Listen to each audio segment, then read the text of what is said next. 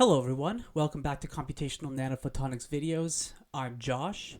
It has been 3 years since my last video on this channel, and I apologize for that. In those 3 years though, I have managed to start my own consulting company. I finished my PhD, defended my thesis, and I'm now graduated. And I got a job in the private sector. So it's been a busy 3 years, and now I finally have a bit of extra time in my hands, so I figured I would come back to the YouTube channel and go back to doing these tutorials, which I really love to do. I just wanted to add here, in case you're interested in the research that I did during my PhD, it's almost all FDTD related, so if you like FDTD and you want to know maybe how it's applied in research, check out my thesis. All the information is here. You can just Google the title, and the PDF is available on my old university's thesis repository. So, in today's video, I want to return back to my previous video, which was write your own 1D FDTD code in Python. I think that video was pretty good. I think it gave a pretty decent overview of how FDTD works, even if just for 1D. However, it did miss a lot of details that I'm not exactly happy with. So in this video, I would like to almost redo the last video, but this time in a more structured way and a bit more complete. So that is going to involve reviewing some of the stuff that we spoke about in the last video. So first of all, I wanted to talk about what is FDTD? So FDTD is the Finite Difference Time Domain, and it is a numerical solution of Maxwell's equations, so that's these bad boys here, using finite differences. So that's a way to numerically approximate the derivatives that you see, so the time derivatives in the curl equation here. And specifically, we're interested in the time domain dynamics of the electric and magnetic field. So we're interested in these last two equations here because they contain the time derivatives. So when you see an equation that has a time derivative, that equation is describing some sort of dynamics, and that's what we're interested in FDTD. So we want to solve these two equations for the electric field and the magnetic field. It's a function of space and time. So t is time, x is space. So we use a discrete approximation to solve the E and H field. So we solve the E and H field at discrete points in space and time. So you can think about this as solving Maxwell's equations, or specifically these two equations up here, on a grid. So you can picture here, so this is just a one-dimensional example of space. So space is along this axis here, and it's the y dimension. And here you can see that we would solve the electric field at this point here, so E at y0. We could solve the electric field here at this point at E at y1. Solve the electric field here at E at y2. And all these points are equally spaced out, and the spacing is this delta y. So you can see we're just solving the electric field on a grid. And we do this in time. So once we solve the electric field on the grid for our first time, t0, we use this electromagnetic field to update the next time step, so t1. And these time steps are also spaced out by some constant delta t. So we solve the electric field for all the locations in space. So here I'm just showing 1D, but we can do this in 2D or 3D as well. And then once we have that for space for a single time step, then we can use that data to update the next time step. And then once we have that data, we can update the next time step. So there's a bit of confusion in FDTD, and that is what we would call the staggered grid, or the Y grid. And this involves the electric field, E, and the magnetic field, H, being updated at different locations in space and time. So what you'll see in this video is that if we're solving E at some point y0, or E at y1, or E at y2, we're going to be solving the magnetic field at the halfway locations between those electric field points. So if we solve E at y naught, then we're going to have to solve magnetic field at h at y 1/2 or h at y 1.5, you know, so at the halfway point between the electric field locations. And we do this because of accuracy, but we'll get to that in a bit. So just so you know, coming out here, the electric and magnetic fields are solved at different points in space and time. This shouldn't be very confusing, though. It's just whenever you see whenever you see two electric field points, so y naught and y1, just know that we're solving the magnetic field halfway between them. And here's what that looks like in the time domain. So we'd solve the electric field for all space at t naught, and then we'll solve the magnetic field for all space at t 1/2. And then we'll solve the electric field for all space at t1, and then we'll solve the magnetic field for all space at t 3/2. You get the idea. You see the pattern. So FDTD in a nutshell is solving Maxwell's equations on a staggered grid for the electric and magnetic field as a function of space and time using finite differences. And if you do this correctly, we can create, since we're solving the electric and magnetic field as a function of space and time, we can actually extract data from our simulations, and we can make these nice time domain movies. So here is an FDTD simulation movie. This is from my PhD work. So what you're seeing here is you're seeing a plane wave, a plane electromagnetic field wave, so a pulse. So that's this red line that you see. And it's hitting a cluster of gold nanoparticles. So this is not just one big single particle. All these little pixels that you see are all these little individual gold nanoparticles forming this big cluster. I'm not going to go into the details of why we wanted to study this, but just know I believe it's for some microscopy. It was a collaboration project, so I did the simulations. I'm not 100% on what the application of these gold clusters were, though. But it is a really pretty demonstration of FDTD and its power. And what I would do with this simulation is I would actually have monitors, like a box of monitors around this cluster of particles, and I would collect the electric field data, and I would be able to create spectra, so I could tell you how the light scatters as a function of frequency. Cool. All right, next video. Again, this is another video from my research, and here is just was very fast there. We can see a pulse hitting just a single nanoparticle here, so I believe this is a silver nanoparticle with some spikes extruding out of it, though we're looking at it from a weird angle, so the spikes don't look very spiky, they just look like rectangles. And you can see, so this is because it's silver, it's a plasmonic particle, so it has these resonances, and we're watching the resonances kind of ring out here.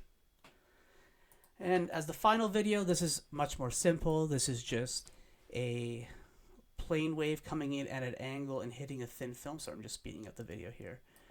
So here you can see the wave fronts coming in, and there's a thin film around 4,000 nanometers, between 3,500 and 4,000. There's a thin film. So you have light coming in from air, it's hitting this thin film, and now it's transmitting through glass on the other end. So that's pretty standard FDTD. And I like to show those movies because people like to see movies. They like to see colorful pictures. And these simulations were all 3D FDTD simulations using a code from my research group during my PhD.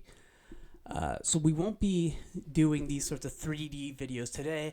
We're going to restrict ourselves to 1D because 1D is much easier to analyze. And in choosing 1D, what we're saying is we're going to assume that propagation is only occurring along the y direction. So anything in the x or z directions, we kind of consider those to be infinite. So there's no change in the x or z direction. So what this allows us to do is it allows us to simplify Maxwell's equations. So I'm just going to go back up a few slides. There we go. These two equations at the top right-hand corner here that I'm circling, we can simplify these two equations down to these two equations here. So a finite difference, as I mentioned earlier, is a numerical approximation of a derivative. So here we have some function f at x, and I plot that over here, some function f at x, and we want to know the derivative at some point x naught. So x naught is this green dot here. Well, I guess it'd be down here. But this is f at x naught, and we now want to know the derivative of f at this location. So what we're going to do is we're going to take a derivative approximation, a finite difference approximation. So we pick 2 points on either side of x naught. So x naught plus delta x divided by 2, and x naught minus delta x over 2. So if we look at the plot here, here's f at x naught minus delta x over 2, and here's f at x naught plus delta x over 2. And if we do this difference equation here and then divide by delta x, we have an approximation of the derivative. Excuse me. This is called a centered difference. So we're evaluating the derivative of x naught. So we're taking points on either side of x naught. So x naught is in the middle of these 2 points. So we call this a centered difference, and it has a higher accuracy than other finite difference schemes. However, as you can see, it results in these half steps, right? So to get the derivative at x naught, we need to have we need to evaluate the function f at these half steps, these delta x over 2 steps. So if we apply the finite difference, the centered difference, to this Maxwell's equation, so again, this is just a rearrangement of this equation up here. So we're going to apply the centered difference to this time derivative for the magnetic field. So we take hz at some point t naught. So we want to know the time derivative at some point t naught in time. So we take 2 points on either side of t naught. So that's t naught plus delta t over 2 and t naught minus delta t over 2. And we take the difference of the magnetic fields at those 2 locations divided by delta t, and that is our approximation of this time derivative hz, dhz dt. And of course, on the right-hand side of the equation, ex is being evaluated at t naught. So this side is the derivative located at t naught, and this side is this term located at t naught. So both sides of this equation are located at the same point in time. But because of this, we now see that we need to know the magnetic field at these half steps in time, at t plus or minus delta t over 2. So we know that we want the magnetic field at these t plus delta t over 2 time steps, these half time steps. So we now want to apply the same centered difference to the derivative, the time derivative of the electric field Ex. But again, we want to center it at t naught plus delta t over 2, because that's where we're defining the magnetic field, is at these half time steps. So to do that, the electric field time derivative becomes Ex at t naught plus delta t. So that's just this guy here plus delta t over 2 minus Ex at t naught. So that's just this guy here minus delta t over 2. So we can see from this equation that we need to know, again, h at the half time steps. And we also now need to know e at whole time steps. So e will be defined at t or t plus delta t or t minus delta t or t plus 2 delta t, you know. But h is going to be defined at t plus delta t over 2 or t minus delta t over 2. So that's where these half and whole time steps come from. So this is where the staggered grid approach comes from. It just comes from the fact that the derivative of the electric field depends on the magnetic field, and the derivative of the magnetic field depends on the electric field. Because of that, we get these half time steps. Hey guys, Editor Josh here. I just wanted to add, it's also because we want to maintain a centered difference scheme with those time derivatives. That's why we get whole and half steps for the electric and magnetic fields. Hopefully that wasn't confusing. So if we arrange those two finite difference equations, so this equation here and this equation here, so we're going to solve this equation for hz at t naught plus delta t over 2, and we're going to solve this equation for ex at t naught plus delta t. And we get these two equations here. So hz at t plus delta t depends on hz at t, hz at t plus delta t depends on hz at t minus delta t, plus this term here. And ex at t plus delta t is equal to ex at t plus this term here. So if we look at these equations, we can see that if we know the magnetic field at t minus delta t, so if we know the magnetic field at a previous time step, and we know the electric field at t, then we can calculate the magnetic field at t plus delta t. And if we know the electric field at t, which we do because we assume that up here, and we also know the magnetic field at t plus delta t, which we do from this equation, then we can calculate E at t plus delta t. So these equations are self-consistent. Yeah, so here I write that down again. So if we know Ex at t and Hz at t minus delta t, then we can calculate Hz at t plus delta t over 2. And of course, if we know the electric field and the magnetic field, then we can calculate the electric field at a next time step.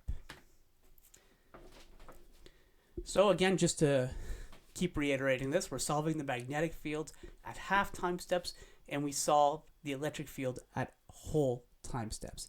Again, this is all because we want to maintain centered differences in those time derivatives. So our initial conditions, we would set h at minus delta t over 2 and e at 0. We'd set those two guys, and then we would use our update equations to solve h at delta t over 2, then e at delta t, then h at delta t plus delta t over 2, and then e at 2 delta t, etc., etc., etc., all the way till the end of our simulation. So because we're solving e, then h, then e, then h, we call this a leapfrog algorithm. And yeah, to clarify, the initial conditions are almost always going to be h at minus delta t over 2 is just 0. So h at the beginning, just set it equal to 0.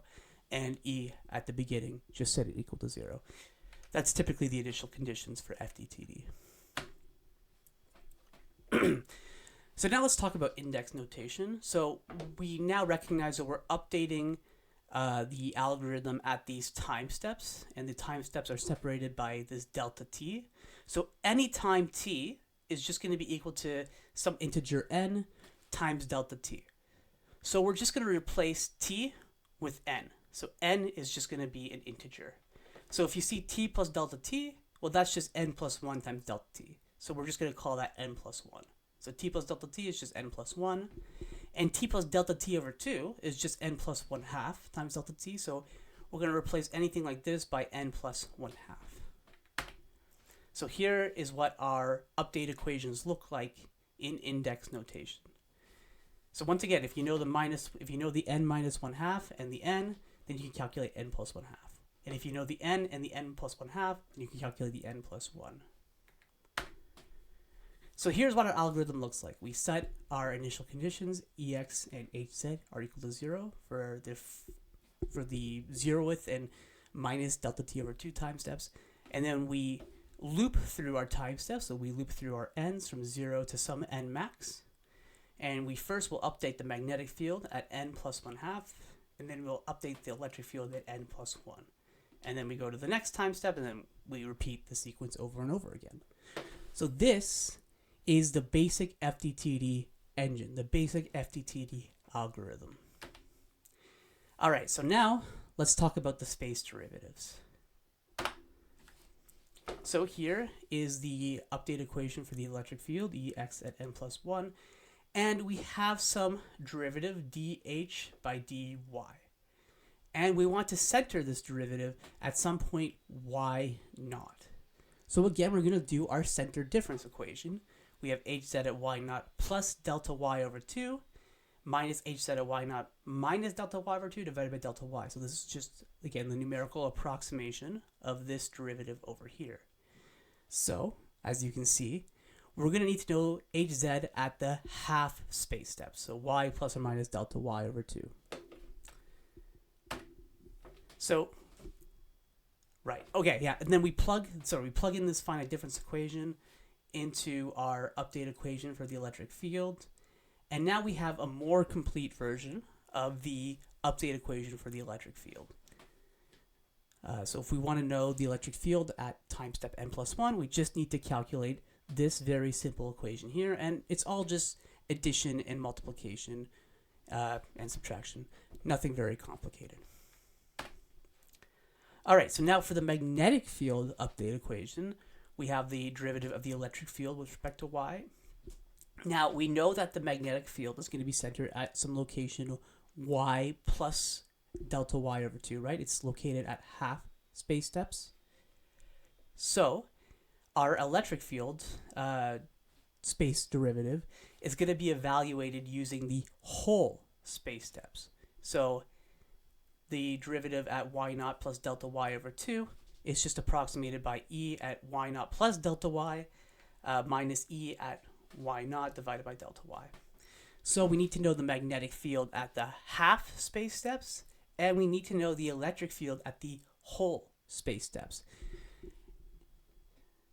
I want to clarify something here before I continue. You might notice that I kind of arbitrarily did this with the time derivatives as well. Sorry, right here. I arbitrarily said that I want this derivative to be defined at y naught, where I could have said I want this derivative to be defined at y naught plus delta y over 2. If I did that, then we would need the magnetic fields at the whole space steps, and we would need the electric field at the half space steps. This choice of which one is going to be whole and which one's going to be half is completely arbitrary. As long as it's consistent, as long as you're doing the center differences properly and you're consistent in your notation. I choose to have the electric field at the whole time steps and the whole space steps. It's just my personal preference. Hopefully that made sense.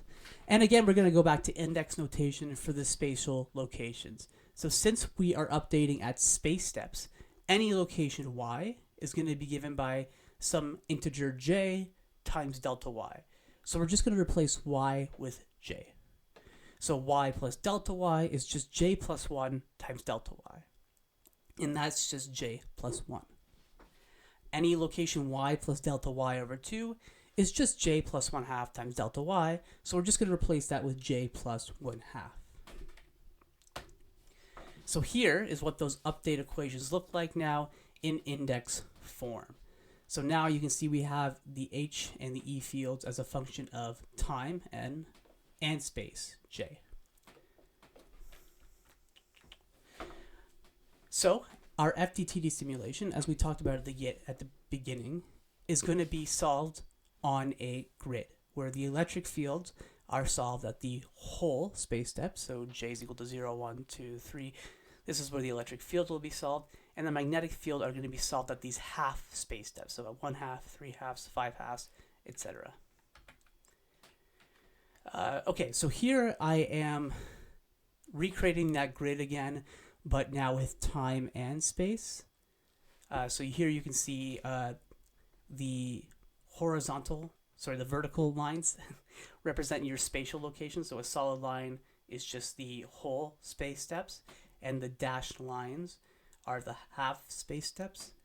And on the vertical axis, I have time. So the horizontal whole lines are whole time steps, and the horizontal dashed lines are half time steps. And you can see that I've labeled the electric field to be the blue dots, and I've labeled the magnetic field to be green dots. So again, this is just showing how where we're updating the electric field in space and time, and where we're updating the magnetic field in space and time. So this is just a fun way to kind of visualize what that update looks like. So what you can see here, to update the magnetic field at some point in time n plus 1/2, and at some point in space j plus 1/2, we need to know the magnetic field at n minus 1/2 and j plus 1/2. So that is this downward arrow here. So we need to know this point in space-time. Oops, sorry. And we also need to know Ex at the time step n at some point j plus 1 and Ex at n at some point j. So those are these two diagonal arrows here. So you can see again, it's any sort of update for the magnetic field always requires points from a previous time step. So it requires data that we already know. And here's the same plot, but for the electric field. And again, all these lines, all the arrows are pointing downwards. So again, it's all using data that we already have. Plus, as you can see, it's only using points that are adjacent to it in space and time. And this is very useful if you want to do any sort of parallel computing. If you want to solve FDTD on a supercomputer where each core is solving a small chunk of the FDTD grid, you can do that pretty easily because any sort of electric field or magnetic field update only requires points adjacent to it in space. So that's a very handy property of FDTD. So now here is our updated algorithm, which now includes space. So again, we set for all spatial locations, for n is equal to 0, we set the electric field equal to 0. And for n is equal to minus 1/2, we set the magnetic field equal to 0. We then go through our time stepping for loop. So that's for n is equal to 0 to n max. We then update our magnetic field. And to do that, we will loop through all the j locations, so all the locations in space. Since we're doing 1D, it's just along the j direction. And for each point along j, from 0 to j max minus 1, we're going to update this equation. Then we're going to update the electric field at n plus 1. And again, we just loop through the j locations from j is equal to 1 to j max minus 1. So I'm going to kind of just briefly talk about the boundaries. So here you'll notice that I am cutting off the magnetic field update at j max minus 1 rather than j max. And I am doing that because of this term here, Ex at n j plus 1. So I am going to be allocating the memory for Ex to include all values up to j max. So if I did this loop all the way up to j max, then I would need to know the electric field at j max plus 1. So I'd be going over my memory limit. So a simple solution to that is just to cut off where we're updating. So we're going to rely on some sort of boundary condition for the magnetic field. Similarly, you'll see that I started the electric field at 1 instead of 0, and that's for the very same reason. So this term over here, you can see that we need to know the magnetic field at j minus 1/2. Well, I'm not going to have the spatial location minus 1/2 in my memory. So I just truncate the simulation and I start at the first index rather than the 0th index for the electric field. So again, the 0th index of the electric field is going to be taken care of by some sort of boundary condition. And we'll get to that in a bit.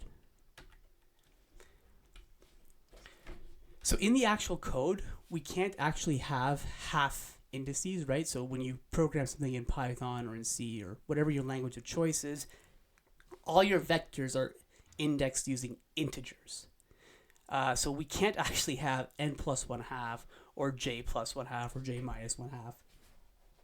So we are going to replace these half steps with just the whole counterpart. We just have to kind of keep in the back of our minds that whenever we see a magnetic field and we see n, it actually just means n plus 1/2. And whenever we see a magnetic field and we see j, we actually mean j plus 1/2. But we have to do that in our heads. So here is what the actual algorithm will look like when we code it.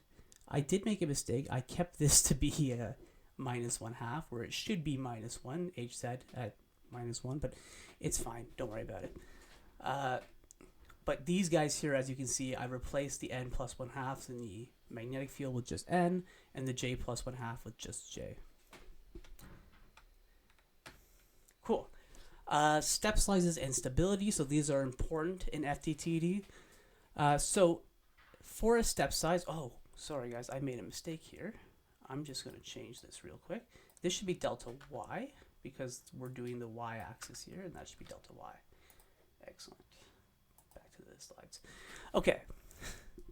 So as a rule of thumb, when picking your space step size, your delta y, you want to pick the minimum between your wavelength divided by 20 or the feature size of your simulation divided by 20.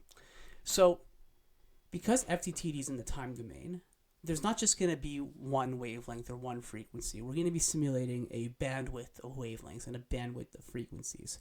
So when picking your wavelength for this equation here, it's best to pick your smallest wavelength of interest. So if I'm running a simulation across the visible wavelengths, so the visible wavelengths is from 400 nanometers to 700 nanometers, I would pick my lambda in this equation to be 400 nanometers. So my smallest step size would be 400 nanometers divided by 20. I believe that's 20 nanometers. Correct me if I'm wrong. It is 20 nanometers. Sorry, guys. It's the morning when I'm recording this, so my mental math is not the greatest right now. And also, the same thing goes with D. So in a 3D simulation or a 2D simulation, you're going to have a lot of feature sizes of interest. So just pick the smallest feature size of interest. So in one of the videos I showed at the beginning of this video, one of the little FDTD simulation videos, I showed those a cluster of gold nanoparticles. So the step size I chose was relative to the size of each of the tiny little gold particles, not the whole giant cluster, you know? So pick the smallest feature size and divide that by 20, or pick the smallest wavelength of interest and divide that by 20. And take the minimum of those two values, and you get delta y. This is a rule of thumb, of course. If that ends up giving you a simulation domain that's way too big for your computer to solve, obviously you can fudge with that factor of 20 a bit. But this is just a rule of thumb. All right, cool. This is so for stability's sake. So we use stability analysis to pick delta t, the time step. I'm not going to go through the derivation for that, but what that gives us is just a general rule that relates delta t to delta y. So this is for 1D, but delta t must be less than or equal to delta y divided by c naught. If you go slightly above that, if you multiply this by 1.000001, you're going to get an instability, which means that you can watch the simulation video and see it for yourself. The electric fields are going to blow up.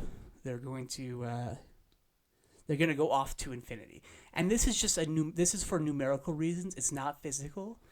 But yeah, to really understand it, you need to go into the math. I'll provide some resources later on how you can learn about stability analysis.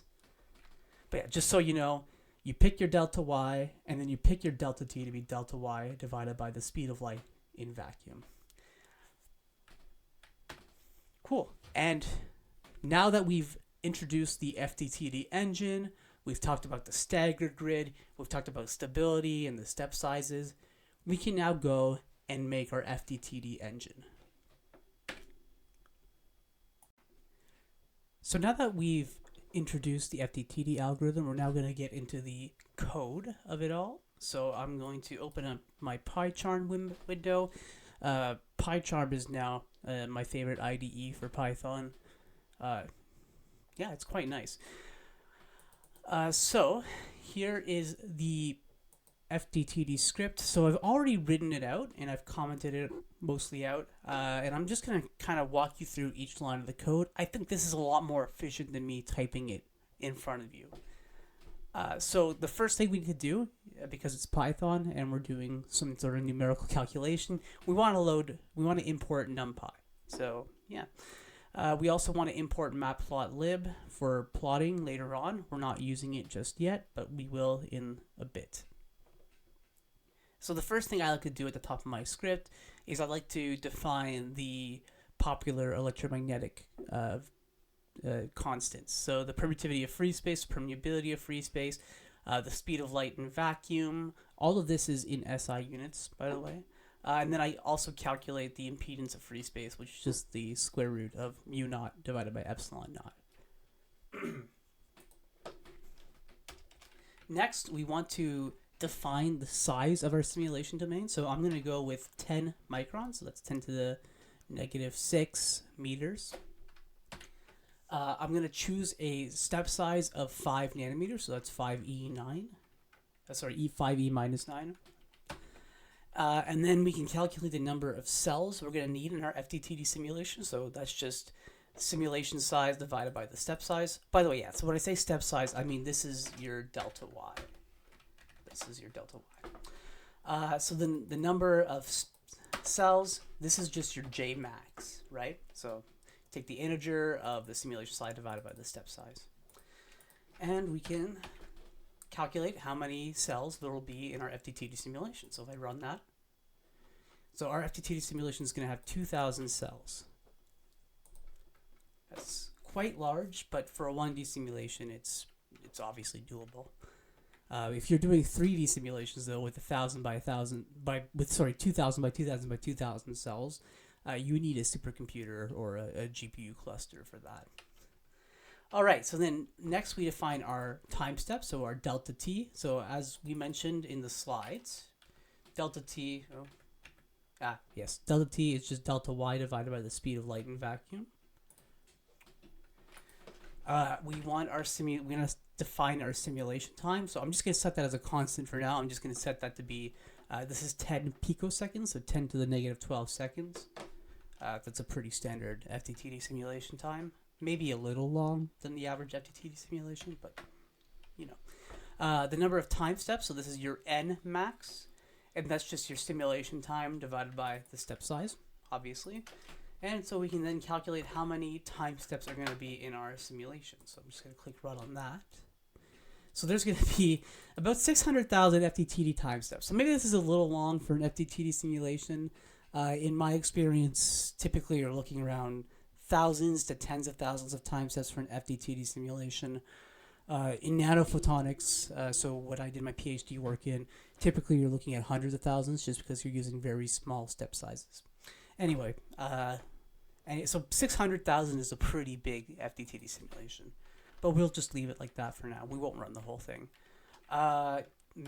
Next, we want to define our arrays. So we're going to have an array for the electric field, or EX, an array for our magnetic field, HZ, and we're going to have an array for our permittivity, our epsilon. So we didn't talk about that much in the slides, but we do have it in our update equation. Where is it? Right down here. So there is a permittivity, and this is going to be a vector. So I didn't put that here, but we can just say this is epsilon at j, because the permittivity depends on where you are in space, right? So if we wanted to put something in our simulation that isn't vacuum or isn't air, we would need to change the permittivity value. So that's why it's a vector. I should also mention that the permittivity vector is co-located, so it's in the exact same points in space as the electric field. So it's at the whole space steps, using my convention of whole and half space steps. Cool, so yeah, that's why we have a permittivity vector. So the electric field, as I said, we're going to set that to be 0 to start with, so that's why it's numpy.zeros. The magnetic field also is going to be zeros. The permittivity, it's going to be 1. So 1, the relative permittivity of 1 just means that we're in vacuum. It's also a good approximation for air as well. Finally, with all the definitions out of the way, we can write the FDTD algorithm. So we have our for loop through our time steps. So our n in range of the number of time steps. At each time step, we're going to define a vector HZ previous and EX previous, just to represent the previous time steps. And as with in our slides, we first update the magnetic field at n plus 1/2. So here is that for loop through j from 0 to n space cells minus 1. So that's what we did over here, from 0 to j max minus 1. And then we have this equation here. And you can see it's the exact same equation. So hz at j is hz previous at j plus delta t over mu 0 times the step size multiplied by ex at j plus 1 minus ex at j, right? And so here you can see ex at j plus 1 minus ex at j. So the exact same update equation. Next we do the electric field update. So this is for n plus 1. And it's very similar to the magnetic field update equation. We have ex at j is equal to ex previous at j plus, again, this term, so dt over epsilon 0, epsilon at j, multiplied by step size, which again is just our delta y, and multiplied by hz at j minus, oopsies, this should be hz at j minus 1. Alright, so hz at j minus hz at j minus 1. So just like as we had in the slides.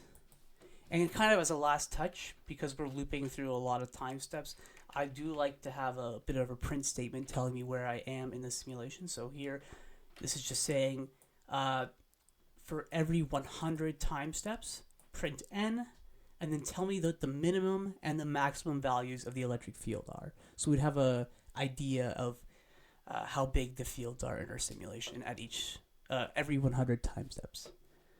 All right, so this should run on first go.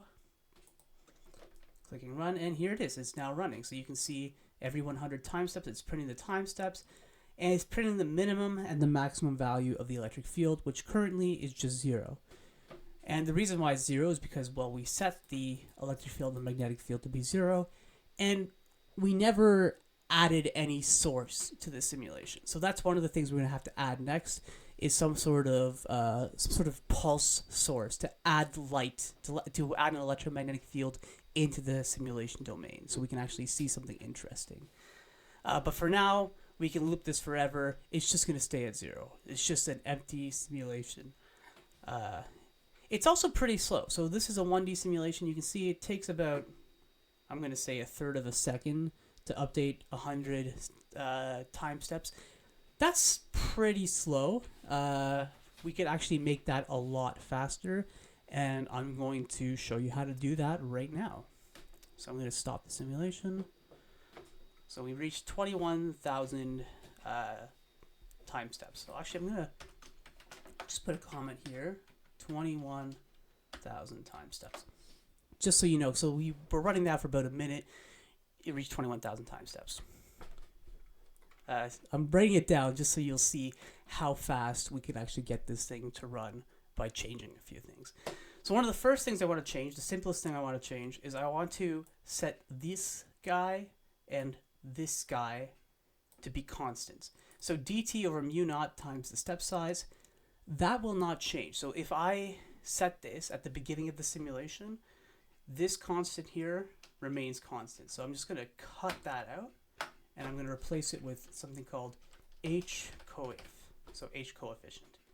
And then up here, I'm going to define h coefficient is equal to, and then I'm just going to paste that guy there. So I calculate it once, and I don't need to calculate it again. So now it's just going to pull the value from memory. That'll save some calculation time. Similarly, this guy down here is also just a constant. It's a constant vector, though, since epsilon depends on j. But don't worry, we can do the same thing. I'm just going to say that this is e coef.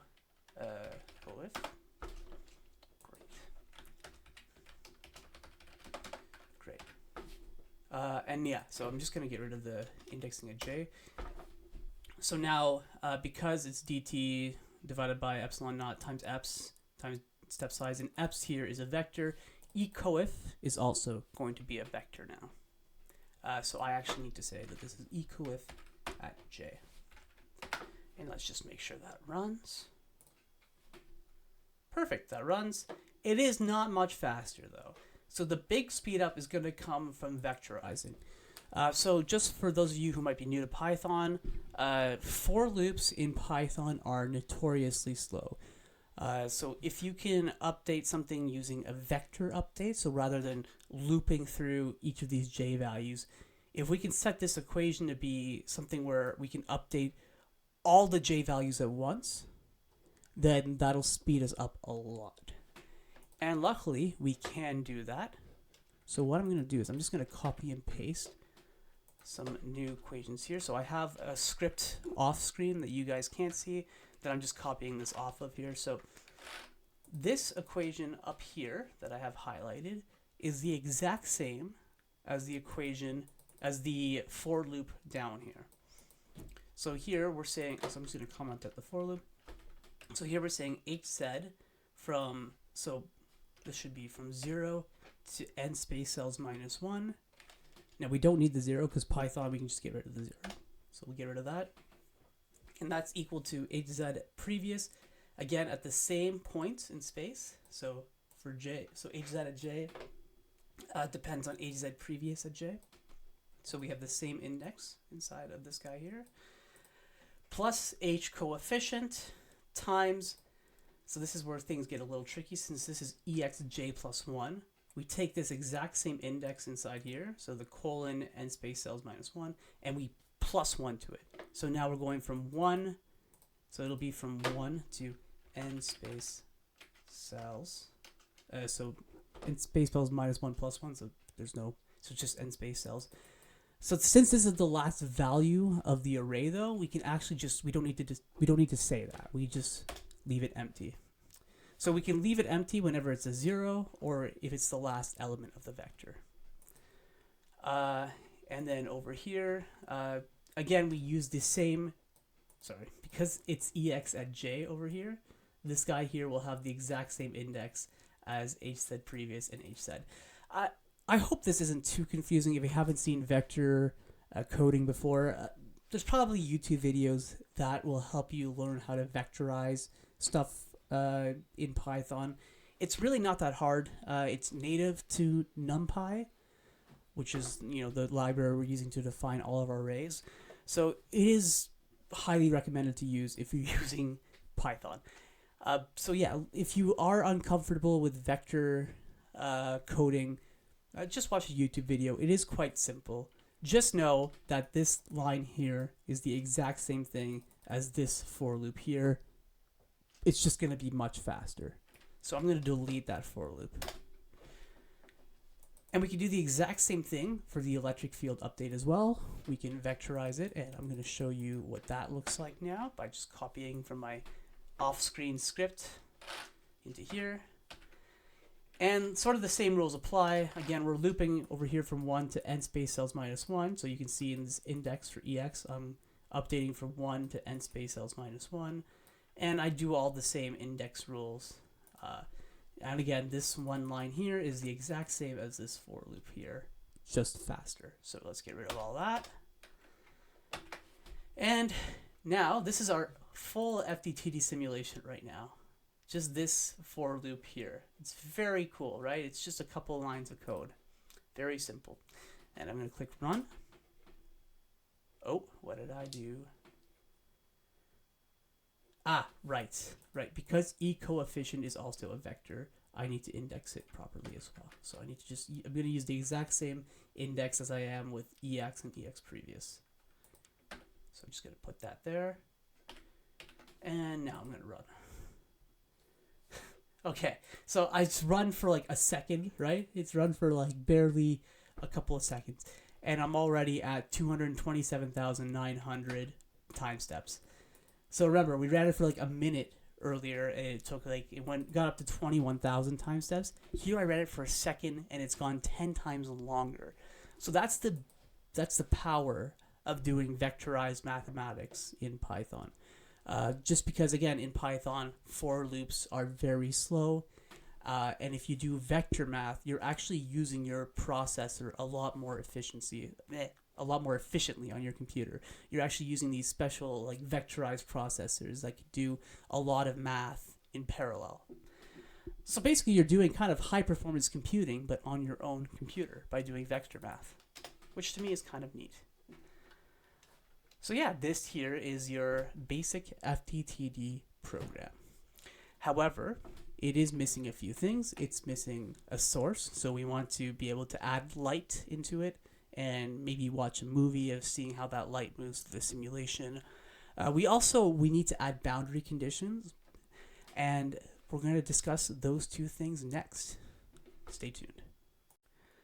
Cool. So in our code break, we wrote the basic FDTD algorithm in Python, and we noticed, of course, that nothing happened when we ran the code because there were no sources.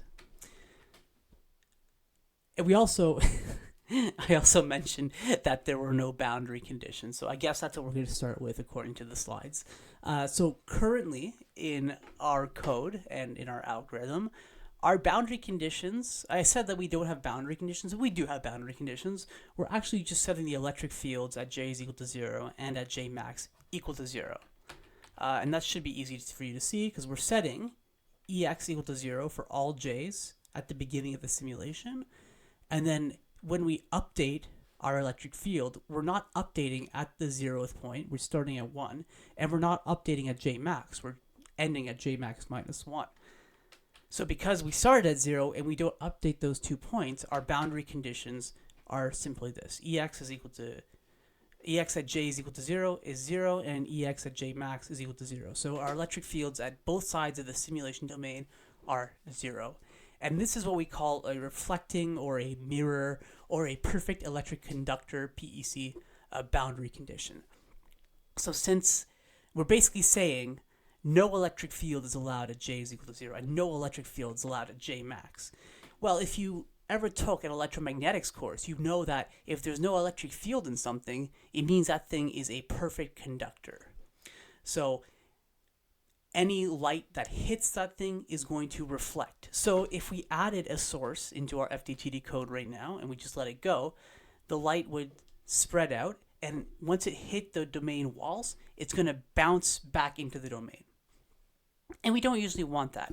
If I inject light, let's say at 0.5, at the location 5 here, and I let that light propagate, once that light hits J max, I want it to leave the simulation and never come back. I want it to go off to infinity. But the way we have it set up right now is the light will hit J max and it'll just bounce off that wall back into our simulation. And our simulation will never end. The electric field will just bounce from J max all the way to J0, and it'll bounce off of J0 all the way up to J max again. So we don't want that. We want an absorbing boundary condition. And since we're just in 1D, we're going to use a very simple absorbing boundary condition. It's called the MER, absorbing boundary condition, named after Gerrit Mer. His paper is shown here. You can find it online. The PDF is available free through the University of Manitoba website. I don't know. I guess that's probably where he researched. I don't know for sure, but it would be neat if he were Canadian, just like me. But essentially, what Gerrit did, I'm not going to go into the math, but what he did is he derived some equations that will allow light to be absorbed at j is equal to 0 or at j max. So when I say absorbed, it just means that when the light hits j max, it disappears. It never comes back. So it doesn't get reflected into the domain. It's almost as if that light goes off to infinity. And same with j is equal to 0. And I'm just going to give you what the equations look like for these absorbing boundary conditions. But essentially what Gerrit Mer had done is he derived these a series of differential equations that describe the fields at the boundaries to have the behavior that we want. And so we solve those differential equations. We solve the 0th, it's the first order version of that differential equation numerically. That's all the details I'll give you here, but here's what the result looks like. So Ex at time step n plus 1 at the location 0 in space simply is equal to Ex at n, so the previous time step n, at the same point in space though, plus some constant a multiplied by Ex at n plus 1 at location 1, minus Ex at the previous time step n at location 0. This is just a rearrangement of a numerical, of a finite difference approximation of some differential equation. Don't worry about it. All you got to know is that this equation here is an absorbing boundary condition for the zeroth, so for j is equal to 0. Here, A is very simple. A is just the speed of light in the material that you're in. So the speed of light in the material that is at J0, multiplied by the step size delta t minus delta y, the space step, and then divide all that by, again, a similar formula, but now with the plus sign. The speed of light in the material is just the speed of light in vacuum divided by the refractive index at j is equal to 0. So the refractive index at j is equal to 0 is just the square root of the permittivity. So since in our current setup, our permittivity is 1, then our c would just be c naught.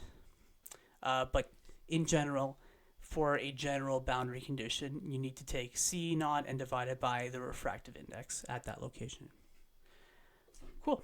And for j max, it's a very similar equation.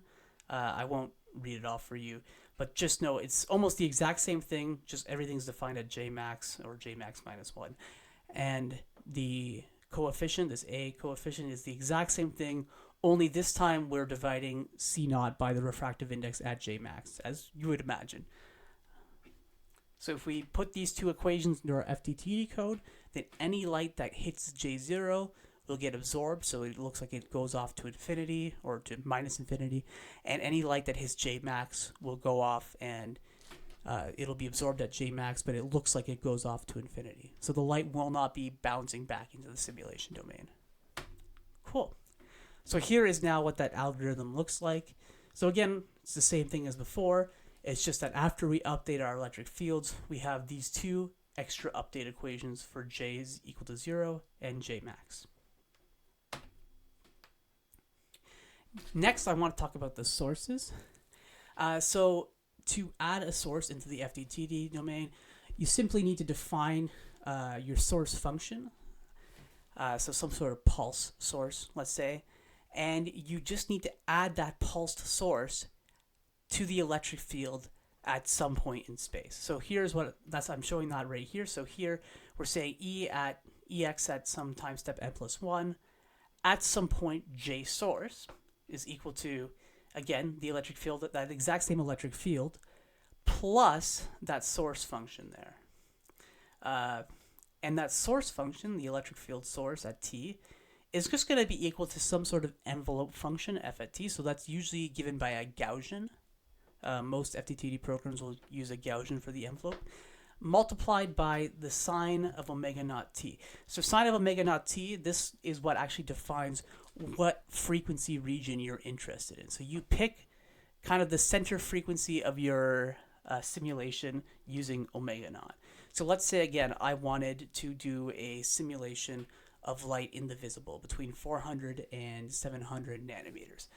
I would pick my frequency to correspond to, let's say, 550 nanometers. So whatever 2 pi times the speed of light divided by 550 nanometers, that would be omega naught. And that would make sure that my pulse is centered at that frequency, at 550 nanometers. So again, so yeah, we just inject a source at j source here into our simulation domain. But what happens if we do that? If we just add the source to an electric field point, we get light that travels in both directions. So we'll get light that travels backwards, and we'll get light that travels forward. And usually we don't want that. Usually we want just a one-way traveling source. So I want to say put light at j source, and I want that light to only travel in the forward direction. I want the backwards region just for reflected fields, just for, like, I don't want any source in the backwards region. Okay, so the way that we do that is we add a secondary source using the magnetic field, and we place that source a half space step behind the electric field source. So the electric field source is at j source.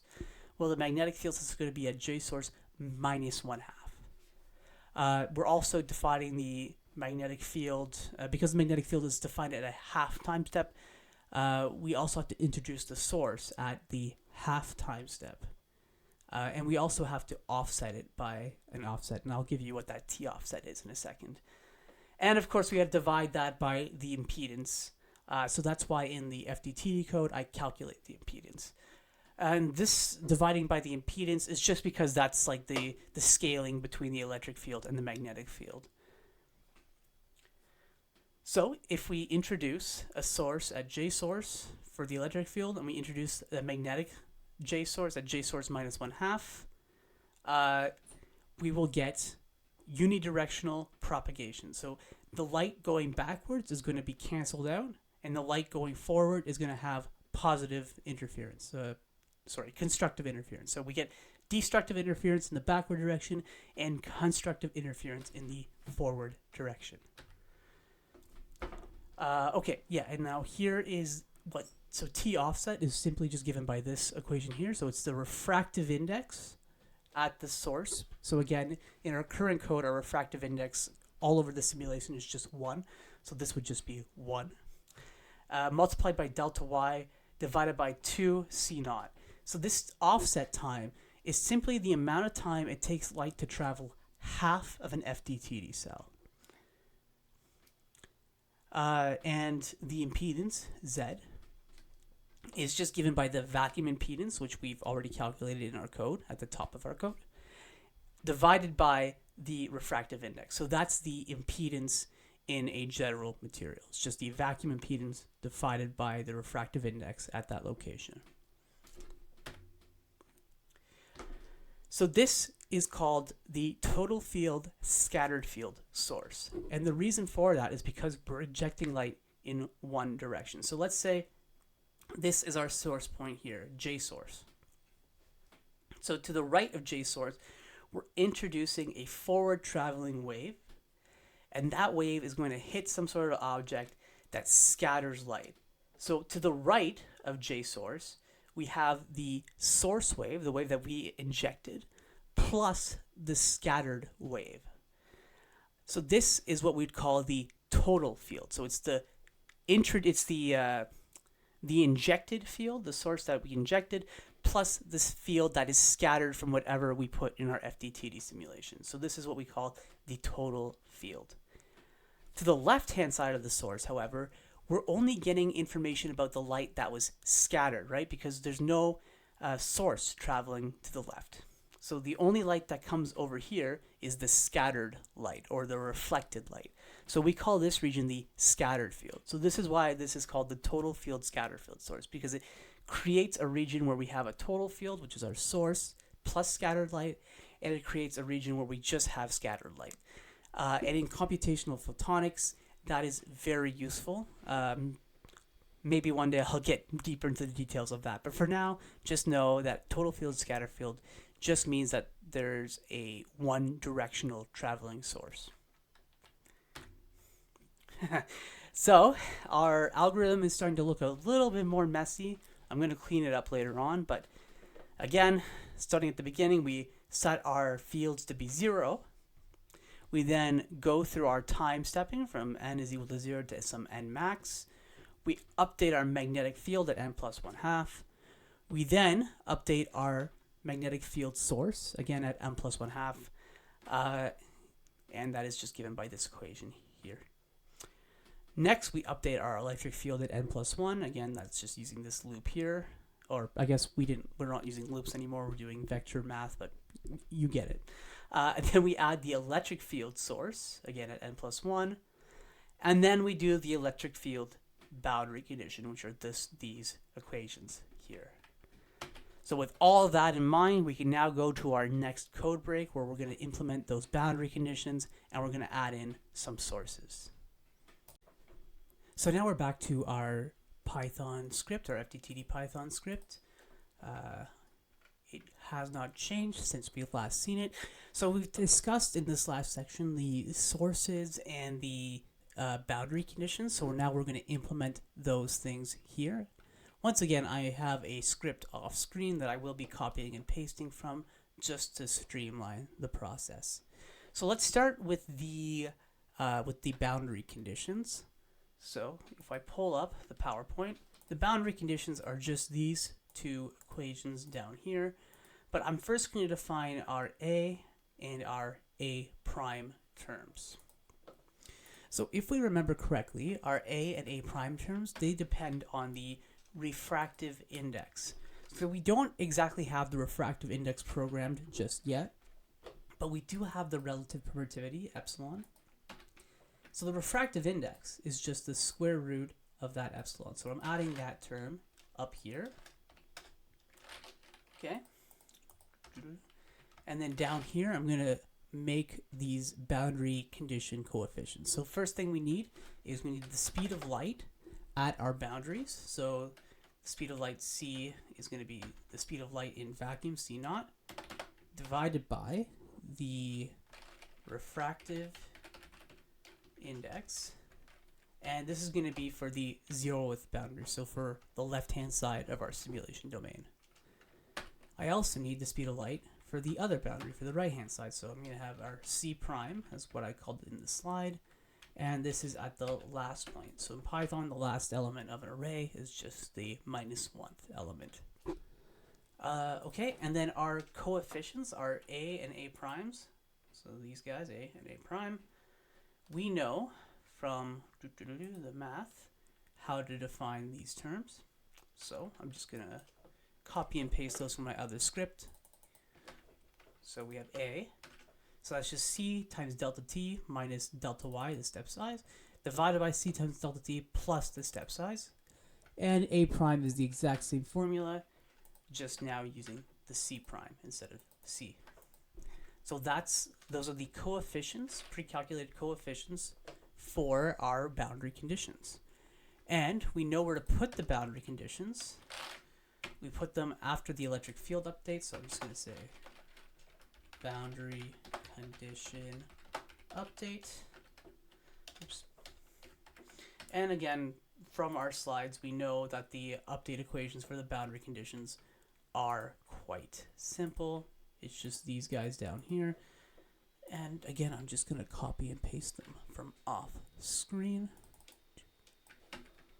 So here we go. So we have Ex at the 0th point is equal to all of this stuff over here, and Ex at the last point, at the -1th point, is equal to all this stuff over here. And those are the exact same equations as these guys here. So there should be no confusion there. And I'm just going to click run just to make sure that it actually does run. Perfect, it's still running. Perfect. Okay, stop that. Next, we're going to have to do the sources. So the sources need a bit of extra work. So the first thing I'm going to do is I'm going to define the signal function for our source. So I'm just going to scroll up to the top here since I'm defining a function. Oop. Oh, I don't know what I did there. All right, let's go up to the top here, and I'm going to say define signal. So signal is just going to be that this eSource function that I keep referencing here. So signal, it's going to be a function of time. Because we're working with pulses, I'm going to have a pulse width. I'm going to have a pulse delay. Don't worry, I'm going to define all these terms in a second. We're going to have the center frequency, omega 0. I'm just going to call it omega 0 like that. And we're going to have an amplitude. Amplitude, I can spell, it's equal to 1. All right. Now, let's just come up over here. And I said that eSource is going to be some sort of envelope function as a function of t multiplied by a sine of omega naught t. So for the envelope function at t, I mentioned earlier that we typically use a Gaussian, so I'm going to do that here. So the Gaussian function is just going to be exponential, so numpy.exponential minus sine bracket time minus the pulse delay. So a Gaussian is usually centered at 0, so by saying time minus pulse delay, I'm now pushing the center of the Gaussian pulse to a later time. So it's going to be centered at pulse delay. I then divide this by pulse width. So that is literally as it sounds, that's the length of the pulse in time. So I'll show you what that means in a second. So there we go. So this is our Gaussian function. So this is our F envelope. And to make that function the same as I have in the slide, I just need to add that sine term. So times np dot sine of omega 0 times time. And I'm just going to return that. So this is our signal function. It's just a modulated Gaussian, modulated with the frequency of omega naught. Awesome, awesome, awesome, awesome. All right, so now we're gonna have to do a bunch of stuff for the pulse. We need to define a bunch of stuff, so I'm just gonna call this set up pulse stuff. So first thing, we need to pick our center frequency. Frequencies are hard. I don't like working in frequencies. I prefer wavelengths, and with optics, you can translate between wavelengths and frequencies easily. So I'm going to have a center wavelength, and I'm going to center it in the middle of the visible. So 550 e negative 9, so 550 nanometers. The frequency, I'm just going to copy and paste this all here. The frequency, omega naught, is just 2 pi times the speed of light in vacuum divided by the center wavelength. So now we have our omega naught. Our pulse width, we're just going to set this to be 20 femtoseconds. So for an actual laser, for pulse lasers, 20 femtoseconds is pretty small. But in FDTD, we don't need to simulate realistic sources, especially if we're just looking for frequency domain information. But maybe that's a little too much information to give right now. Anyway, so the pulse width is going to be 20 femtoseconds, 20 e negative 15 seconds. And our pulse delay, I'm just going to set that relative to the pulse width, because the longer our pulse is, the more we're going to want to delay it. So I'm going to say that this is just going to say 4 times pulse width. And I'll show you what those things mean in a second.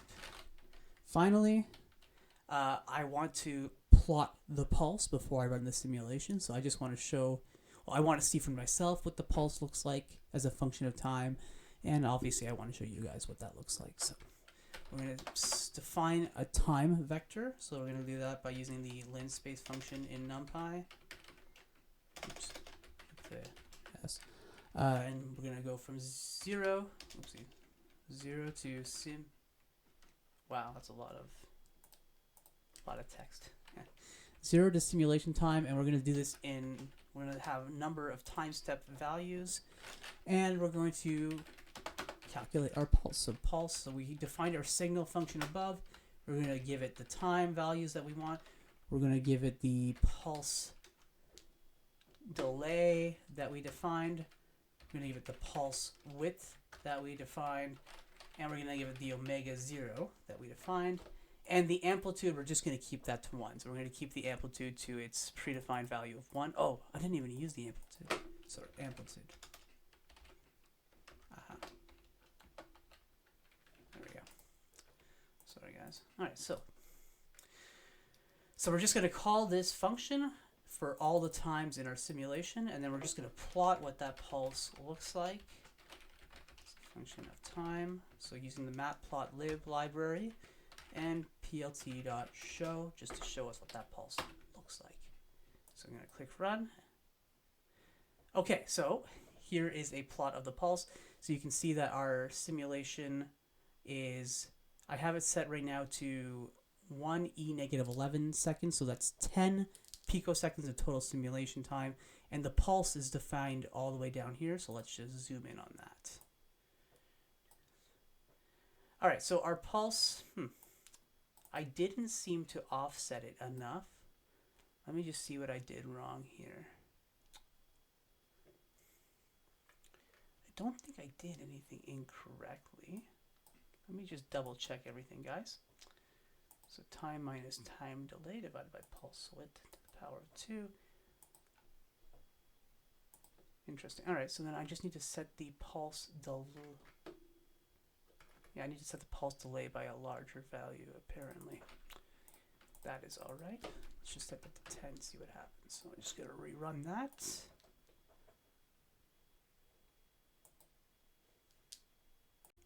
Sorry, guys, I had to cut there for a second because I was a little confused with what's going on, but I did make a mistake in my code.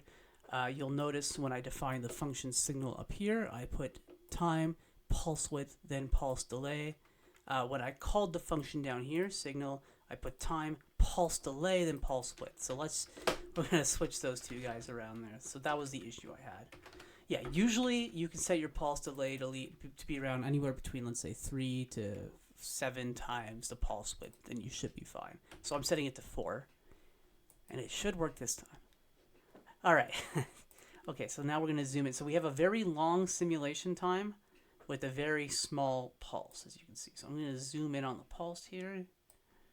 So this is what the pulse looks like. It's just a Gaussian function that is modulated. So if I zoom in further, we should see the modulation. So yeah, you can see the sinusoidal modulation. So that's kind of the wave that you see. And this wave is centered at a frequency of omega 0. So we're going to be injecting this function into our FDTD simulation. Yeah, so that's what it looks like. And it has an amplitude of 1. All right, so let's close that. The simulation then runs. All right, so I'm going to stop the simulation. All right, so now we need to actually inject the source into our simulation domain. And the first thing we need to do is pick where we are going to inject the source. So I'm going to define that JSource index, and I'm going to say, let's set it equal to, let's set it to n space cells divided by 2. So I'm going to set it, I'm going to put the source in the very middle of our simulation domain. Remember, we had that to calculate the magnetic field source, we need that T offset. And I'm just going to copy and paste that from off screen, if you don't mind. So that is this term here. So it's just the refractive index at JSource multiplied by the step size divided by 2 C naught. And that is the exact same. Where did I give? I gave the, yes. Yeah, so n times delta y divided by 2 C naught. So it's the exact same formula for T offset there. And we need the impedance. So the impedance Z is just the impedance of free space, which we calculate at the top of the script, divided by the refractive index at JSource.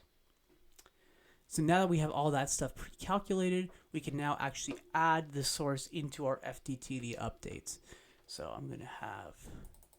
So I'm just going to, again, I'm going to copy and paste them from off screen and just explain. So here, this is the magnetic field source. So if we go to our algorithm, it's just this equation here. So we take our magnetic field at that source location, JSource -1, and then we just add, we take it and we add to it the electric field source at this offsetted time divided by Z.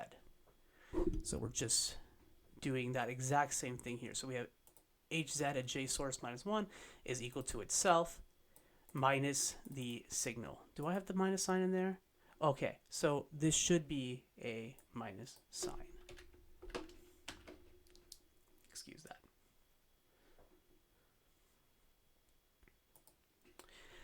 And, right, minus the signal, sorry, at n plus 1/2 delta t minus the T offset, as I showed in the slides. And that's going to be, and then, sorry, pulse width, pulse delay. I have that in the reverse order in my other script, apparently. That is my bad. And divide by Z, as in the PowerPoint. Finally, we add the electric field source. We're going to just do that down here. And once again, I'm just going to copy and paste that from off screen. I will have to make the correct, oh, nope, that's not the right thing. Sorry, guys. Copied the wrong line of code. It's this line of code. So here, we're just taking the electric field at JSource, and we're adding the signal at n plus 1 times delta t to it. And again, we have to switch around pulse width and pulse delay as I got them mixed up there. Okay, and that should be everything we need. So I'm just going to click run to make sure that it runs. All right, so it plots the source again for us. And now it's running. And now you can actually see that there is some electric field and magnetic field in the simulation domain.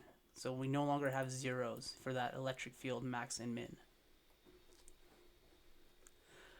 So Next, we want to actually see what we're looking at in the simulation. We want to see the simulation. So I'm going to create a little bit of a movie here. So to do that, I'm going to set up a vector. I'm going to call that eMovie. And I'm going to take this eMovie. I'm going to paste it in here. So every 100 time steps, I'm going to save a copy of the electric field to this eMovie vector. So this eMovie vector is just going to be a vector of arrays, where each element is an array of the electric field at some time step. And every array is going to be spaced out by 100 time steps. And we can make a movie using that. So ex copy. So the simulation is going to run, and it's going to collect this ex field as the simulation runs. We're now going to, so I'm going to copy and paste a big code chunk from off screen here. This is the code chunk. This piece of code is going to make a video of the simulation. So it's going to take this eMovie vector, and I'm going to loop through that eMovie vector, and I'm going to plot that each of the electric fields, and then each of those electric field plots becomes a frame for a GIF or a GIF, depending on who you are. And I am using the matplotlib animation library, so I do need to import that. So I'm copying that import from off screen. So it's import matplotlib.animation, and I'm just importing that as animation. Cool. So if I run this, it's going to run the simulation, and once the simulation is completed, it will then create a movie for me. I am going to make the simulation just a little less long, so I'm going to go from 10 picoseconds just to 1 picosecond. And I'm just going to click run. So first, again, we see the plot. Now the plot of the pulse. So now the pulse looks bigger because our simulation time is smaller. So click X and let the simulation run. And here is, wow, okay. So that was the video of the simulation. If you didn't see it, don't worry. I'm going to slow it down for us here. So all I got to do is I got to click on this interval guy and just make it bigger. So I'm going to make that, let's make it 3 times larger. All right, click run.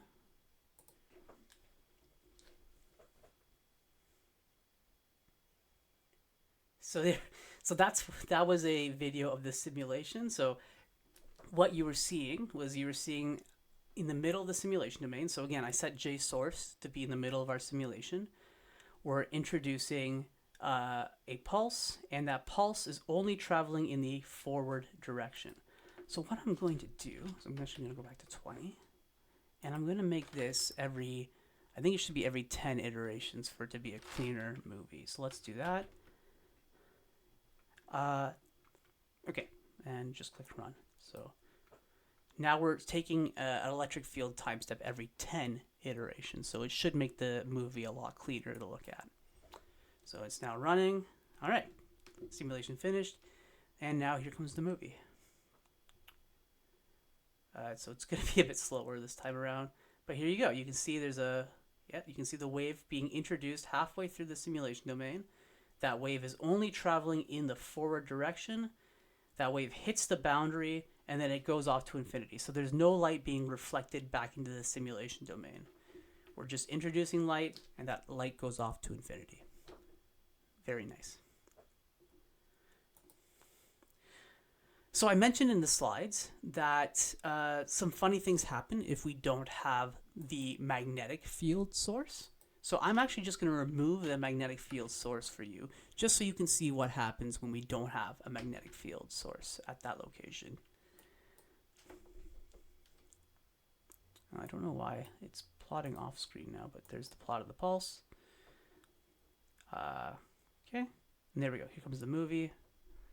And what you're going to see is that the wave is going to be introduced on either side of our source point. So yeah, you can see the wave is now traveling in the forward and backwards directions, but again, it's going to hit the boundary condition, and both the forward and backwards waves will travel off to infinity, as you can see. It's kind of pretty to look at. But yeah, so this is why we put in that magnetic field source, so that we get unidirectional propagation. Okay, so I'm going to now do some fun stuff. So I'm going to make the pulse smaller. So I'm going to make it a 10 femtosecond pulse. And I'm going to make the simulation domain size quite a bit bigger. I'm going to make it, let's say, 50 microns long, so 50 micrometers long. And what else do I need to do here? Oh, right. I'm going to move J source to be on the left-hand side of the simulation. So since we're injecting light to the right of the simulation domain, I'm going to put J source very close to the left so we have the full domain to propagate. So we're going to put it at 0.10, let's say. So there's going to be, what? How many points? Let's see. There are going to be 10,000 cells, and I'm injecting the light at cell number 10. So there's going to be 9,990 cells for light to propagate through. So there's the source again, and we're going to let the simulation run. It's going to take a bit. Oh, didn't take too long. And here comes the video. So here you can see, here's the pulse being introduced. And that pulse is now going to travel through our simulation space. And this is what a pulse looks like when it propagates. Let me just make it bigger so you can see it better. So yeah, the light's going to propagate, and once it hits the boundary, it's going to get absorbed via our absorbing boundary conditions. So next up, I'm going to show you what it looks like if we don't have those absorbing boundary conditions, just so you understand what I mean when I say the light reflects back into the simulation. So I'm going to come down to our absorbing boundary condition code here. I'm going to comment out these two lines. So now we have no more absorbing boundary conditions. So let's see what happens. I'm going to make the simulation domain a little smaller just because it was a little too big for me. All right, so I'm also going to have to comment that out too. Anyway, let's just let the simulation run and let the movie play. So we have light coming in here. This is our pulse. So let's see what happens now when it hits the wall. There's no more absorbing boundary conditions. So the light is reflecting, it's interfering with itself, and our pulse is now going backwards. So as you can see, our pulse is now a mirror image of itself, and it's traveling backwards, and now it's going to interact with this boundary over here, and it's interfering with itself, and now it's going to go backwards, and it's just going to bounce back and forth forever. So that's what happens if you don't have absorbing boundary conditions. Your light just reflects off the boundary like it's a mirror there, and the light just propagates back and forth.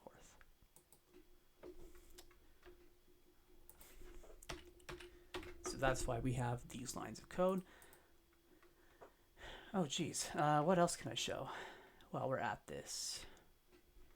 Yeah, and this should all work no matter what refractive index you're using. So here I'm using a permittivity of 1, but if I want to, let's say, use a permittivity of 2,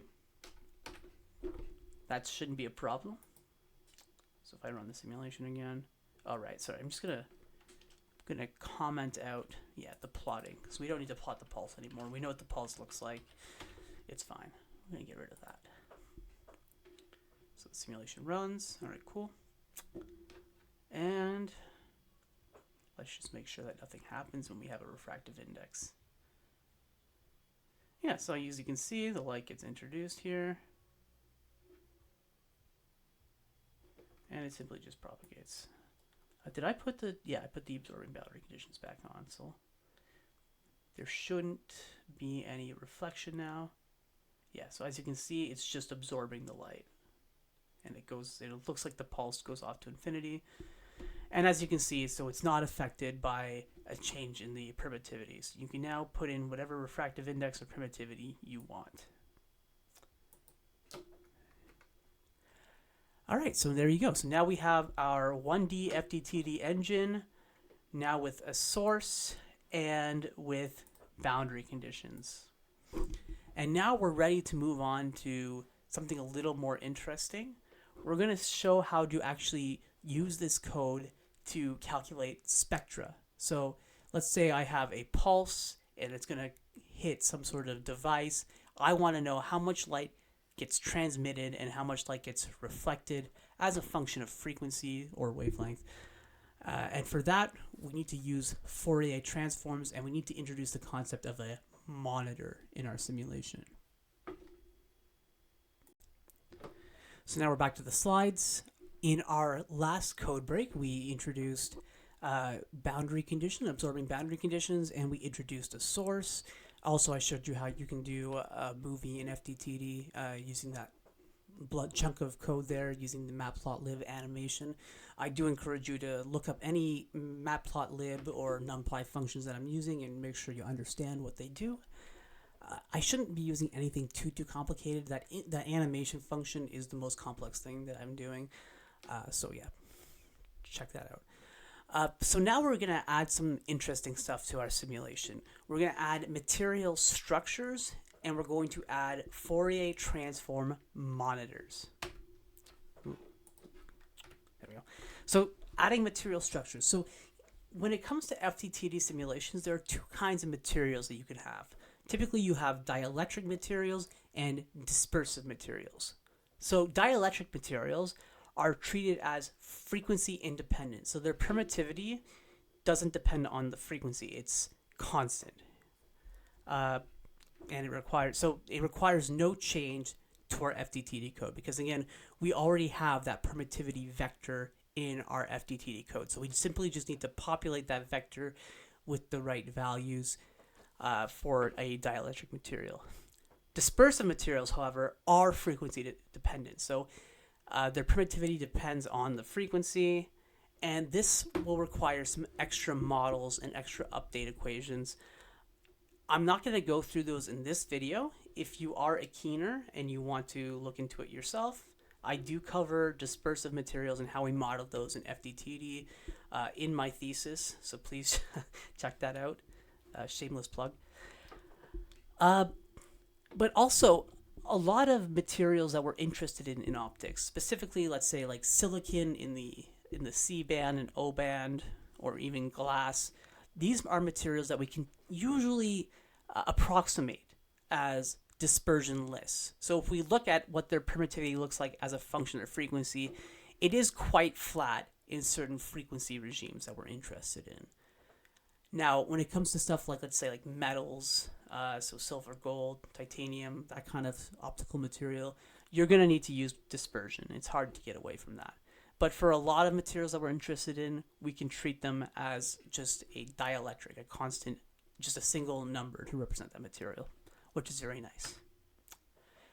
And of course, in order to model materials in FDTD, dielectric materials, we simply just need to set the permittivity value in the electric field update equation. So, for example, suppose we want to simulate light hitting a thin film of silicon. And what we'd want to know is how much light gets transmitted and how much light gets reflected through that silicon as a function of frequency, typically. So what we're going to do is we're going to have our unidirectional source, and that's going to inject light. That light's going to hit our silicon thin film, and that thin film has a thickness of D. So the way that, again, as I mentioned before, the way that we do that is we simply populate these cells, the cells that we want the silicon to be in, the FDTD cells. We populate the permittivities at those J points with the appropriate permittivity of silicon. And everything else we're just going to leave as 1 for a vacuum. So what we need to do is we need to find a J start for the silicon and a J end for the silicon. And we're going to set those values, all the J's between J silicon start and J silicon end. We're going to set them to a value of 12.11. So this is about the permittivity of silicon between the wavelengths of 1.4 and 1.6 microns. So between these wavelengths, you can approximate silicon to be a dielectric with this value of the permittivity.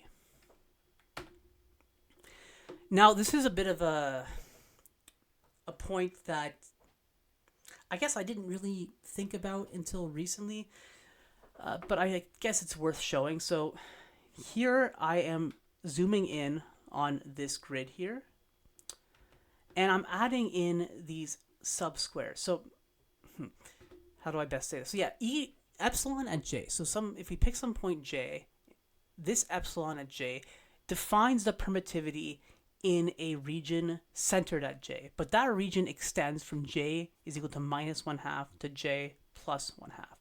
So the epsilon at j minus 1 is actually represents the permittivity in this entire square here.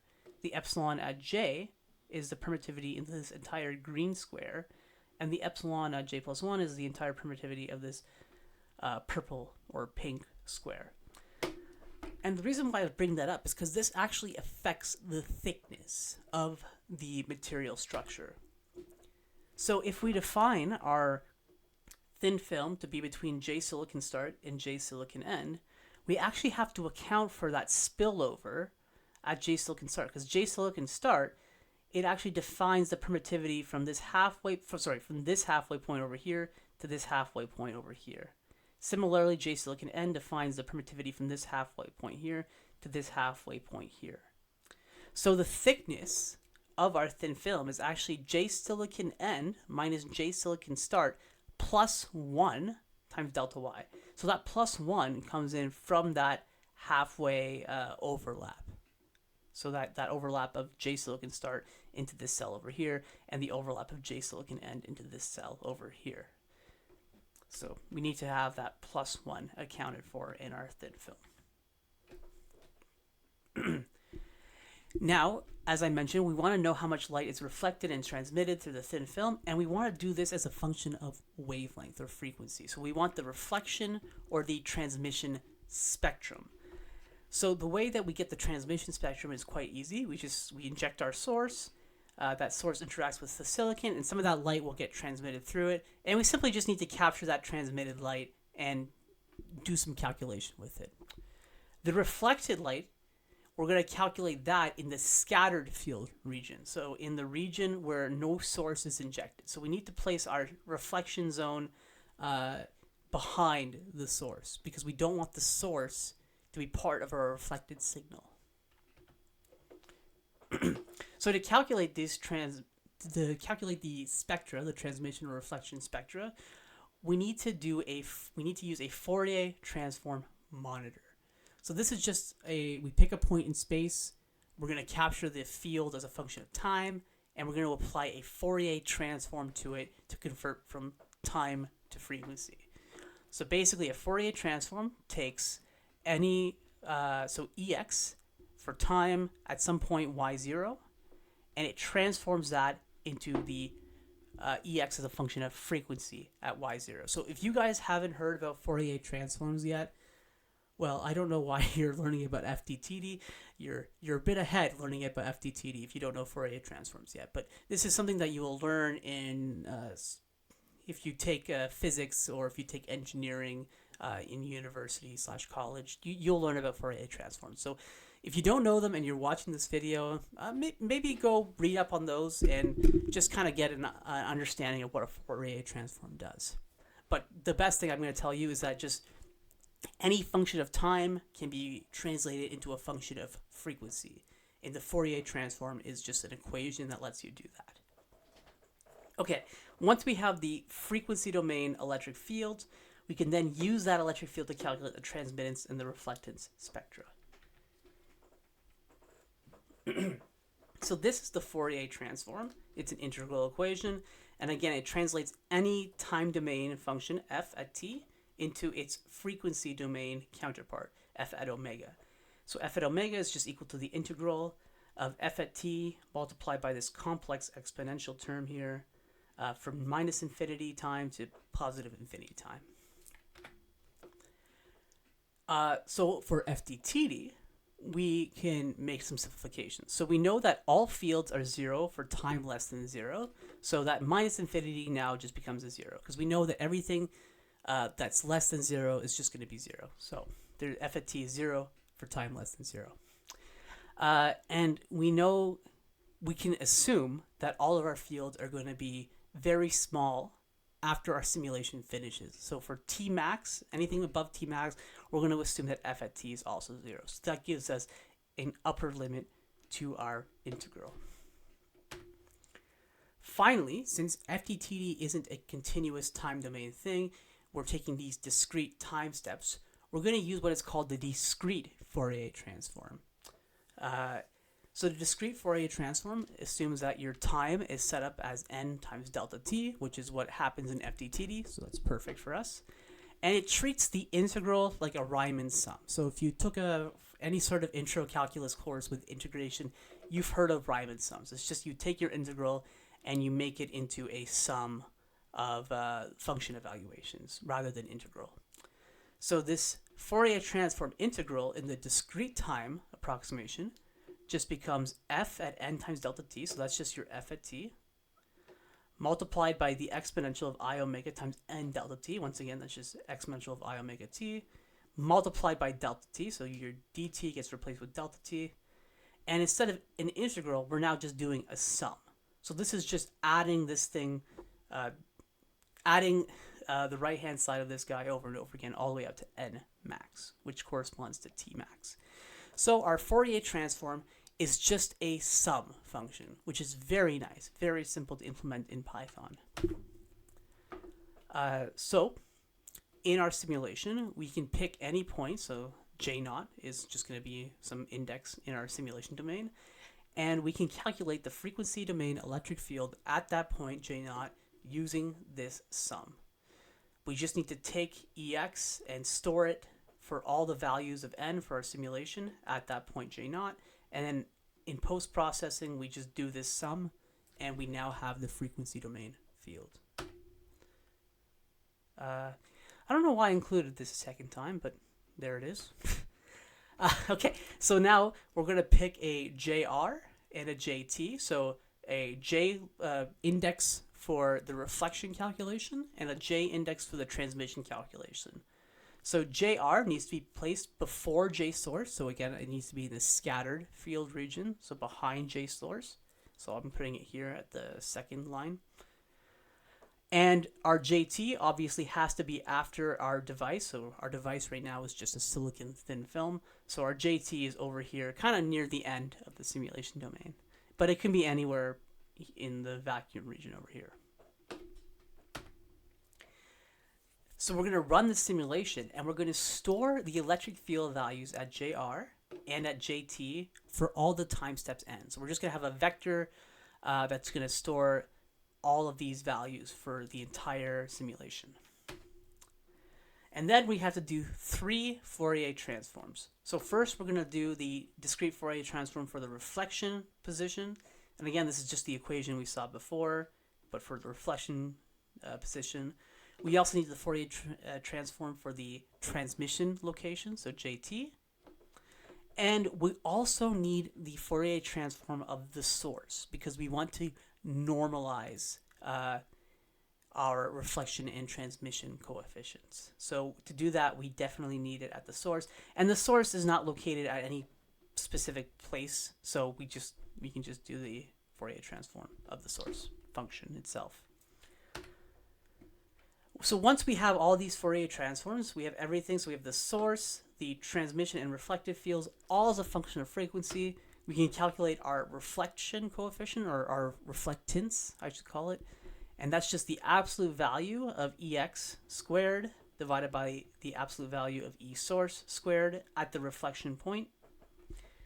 Similarly, we can calculate the transmission spectrum, which is just EX at the transmission point squared divided by E source squared, multiplied by this term up here. So this term is just the refractive index at the transmission point divided by the refractive index at the source point. So in our current setup, because the source is vacuum and the transmission point is also vacuum, this will just be 1, so we don't actually need this term for our current setup. But there are going to be a lot of situations where the incident medium, so the place where you put the source, is not the same as the transmission medium. So actually, a simulation that I showed at the beginning of this entire video, in the intro, was actually light coming in at an angle on a thin film, just like what we're doing here. So the light comes in from air, it hits a thin film, and then it gets transmitted into glass. So in that case, if I want to measure the transmission, the T, I would need to actually put the refractive index of glass up here and the refractive index of air down here. All right, so our algorithm now for an FDTD code that includes boundary conditions, it includes a unidirectional source, it includes a Fourier Transform monitor, and a calculation of the reflectance and the transmittance is given here. Oh, it also includes material structures. So again, at the beginning, we set all of our fields to be 0. We set our permittivity to be whatever it needs to be. So for us, it's just going to be a thin film of silicon. Excuse me. We then go into our time stepping. So for n is equal to 0 to n max, we update our magnetic field. We update our magnetic field source. We update our electric field. We update our electric field source. We do our boundary conditions. And then we're going to store the transmission and reflection field. So we're going to have some vectors ER and ET. And we're just going to store those values into those vectors. After the simulation is over, so now we have post-processing, we're going to calculate the DFT. So we're going to calculate ER at omega, ET at omega, and E source at omega. And then we're going to calculate the reflection and the transmission spectra. And we're going to plot those as a function of wavelength. So you have a frequency or a wavelength spectrum. With that out of the way, we are now on to our final code break. So now we're back to our code break. So we're going to start again with the script from our last code break. Nothing should have changed in the meantime. So in our last, in the last few slides, we talked about adding material structures into our FDTD code. So we do that by putting in the correct permittivity values into the cells that we want. And we also talked about the Fourier Transform monitors. So in this code break, we're going to implement those things. So first things first, we're going to add a silicon thin film into our simulation. So the first thing I'm going to do is I'm going to put some space here. So, oh yeah, I had our permittivity set to 2 in the last code break, so let's just get rid of that. So we're going to have now a vacuum permittivity across our domain to start with. Next, we're going to define our thin film thickness. So thin film thickness. And we're going to set that to be 1 micron thin. Just an arbitrary choice. Oops. 1e minus 6. This is why I pre-code things.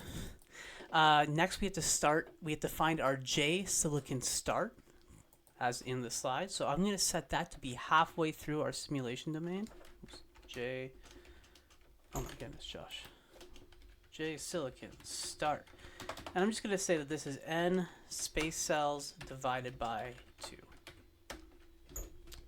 And we need to find the J silicon end. So that is just going to be given by this formula right here. So the thin film thickness divided by the step size plus J start minus 1. If you're wondering where this formula comes from, it's just me rearranging this formula right here from the slides. So I'm just solving this formula for J silicon end. Okay, and now that we have J silicon start and J silicon end, we now need to set our epsilon. So our epsilon from J silicon start to J silicon end plus 1. That plus 1 is there just so that we are including J silicon end. So if we don't have the plus 1, it's actually going to fill, this indexing is going to fill from J silicon start to J silicon end minus 1. So we just add the plus 1 so that we include that J silicon end cell. And we're going to set that to the permittivity of silicon in the C band, so around 1550 nanometers. So that is going to be 12.11. And then we have the refractive index calculation after that. So now the refractive index gives us the right values. I'm just going to quickly plot the refractive, oh my goodness, just refractive index. There we go. PLT.plot, PLT.show. And we're going to look at what the refractive index looks like. So here you go. You can see we have a refractive index of 1 on the left-hand side, refractive index of 1 on the right-hand side. So that's just vacuum or air. And then we have a refractive index of around 3.5 in the middle. So that's your silicon. Right in the middle there. Okay, so now I'm going to end the simulation. Do I need to add anything else to this right now? No, I don't actually. I should have just kept the simulation running. So we're just going to... Oh, actually, one thing I do want to do is I'm going to change the wavelength that we're operating at. So that's in the source. So before I set the center wavelength to 550 nanometers, which is in the visible, I'm going to now set it to 1550, which is, again, the C band. And that's where the permittivity of silicon is around 12.11. Okay. So now if I click run, the simulation will run, and we'll be able to see a movie of the light hitting that thin film of silicon. So let's watch. So we have light coming in from the left here. The wavelength's a lot larger. We went from 550 to 1550, so the wavelength's about 3 times larger. That light's now hitting the thin film, so you can see in the thin film the wavelength is smaller, and then the light gets transmitted through the thin film, so we have the pulse coming out. We also have some reflected light coming out to the left-hand side here. And you can see there's a lot of fun stuff happening inside the silicon thin film. So there's light kind of bouncing back and forth inside that thin film. So that is what it looks like when light goes from vacuum to a 1 micron thin film at 1550 nanometers. So that's pretty neat. So we're just going to end the simulation there. Of course, we're not done. The task was to calculate the transmittance and the reflectance spectra through that thin film. So now we need to do the Fourier Transform monitor. So as you remember from the slides, the Fourier Transform monitor requires us to store the electric field values at a reflection point and a transmission point. So we're first going to define that transmission and reflection point. So JT is the transmission point, and we're going to put that near the end of our simulation domain. So end space cells -5. So it's not at the very end, but it's 5 cells away from the end of our simulation domain. So way in the transmission region. And our reflection, JR, it needs to be behind the source. So I'm going to set this equal to J source, let's say -5, right? Because J source is 10, so this is just going to be 5. But yeah, I think setting your JR behind J source by around 5 cells, that's a pretty decent way to set the location. All right. Then we need to have our arrays for our reflected and transmitted fields. So we have ER is equal to, we're just going to make them zeros for now, and PP dot zeros, and that needs to be for n time steps. And we're going to have an ET as well for the transmitted fields. All right, so this stuff here is all for set up Fourier monitor. Cool. And for the Fourier monitor, we just need to store the values. So store reflection and transmission data. So we're going to have ET is equal to EX at JT. And we're going to have ER is just equal to EX at JR. And there we go. So we've done most of the algorithm in the slide. So here we go. So we've stored our transmission and reflection fields, as we said here. And now we got to go to the post-processing. So this is where things get a little bit more interesting. So we need to take this ET and ER. Oh, I made a mistake. Sorry. It's ET at N and ER at N. We need to have the index right. So when the simulation ends, so I'm just going to make a bunch of space here. When the simulation ends, we're going to have these arrays of ET and ER. So that's just going to be the electric field in the reflection point, so at JR, and in the transmission place, JT, as a function of time. So I'm just going to plot those for you so you see what we're looking at here. So PLT.plot ET and PLT.plot ER. And I'm going to PLT.show those so you can see what that looks like. Again, so there's our permittivity, or sorry, our refractive index. Same difference, really. Actually, not the same difference, really. People would get mad at me for saying that, but in this case, for dispersionless materials, it's almost the same thing. Okay, so this is what the transmitted and the reflected fields look like. So the transmitted field is the blue line, and the reflected field is the orange line. So this is so this is as a function of time step. So the x-axis here are the time steps. So as you remember, there are 60,000 or 59,950 time steps in the simulation. So that's why it ends at 60,000. But this data isn't very useful, so this is why we like to do Fourier transforms, so that we can take this stuff here and make it into something that looks nicer, something that we can actually look at and understand. All right, so let's get our Fourier transform code going. I'm gonna first comment. I'm gonna get rid of these plots here. Just comment them out. I'm also gonna comment out the video here, just because we don't need that right now. I'm also going to comment out the place where I plot the refractive index. We don't need that either. Okay. So now we need the discrete Fourier transform function. So if you remember, the discrete Fourier transform is a simple summation. So it's these sum terms here. So let's walk you through that. So first things first, we need to pick the frequencies that we want a Fourier transform at. And as with before, I'm going to say I don't like frequencies, so I'm going to pick the wavelengths that I like and then convert those to frequencies. So the wavelengths are just going to be a list or an array of values. So wavelengths is equal to np dot. We're going to linspace this. We're going to pick wavelengths that are centered at the center wavelength. So we're going to take center wavelength, and we're going to say, let's say, 100 nanometers below the center wavelength and 100 nanometers above the center wavelength. Let's go with that. So yeah, so we have center wavelength minus 100 nanometers and center wavelength plus 100 nanometers, and I'm going to pick 100 wavelength points. Okay, and then we're going to have our omegas. So now we're going to have to calculate the frequencies, and I'm just going to copy and paste that from the other screen. So that is, again, just 2 pi times the speed of light divided by our wavelength. So that's just optics 101. We're going to need to have a time array. So we need to know the times of our simulation.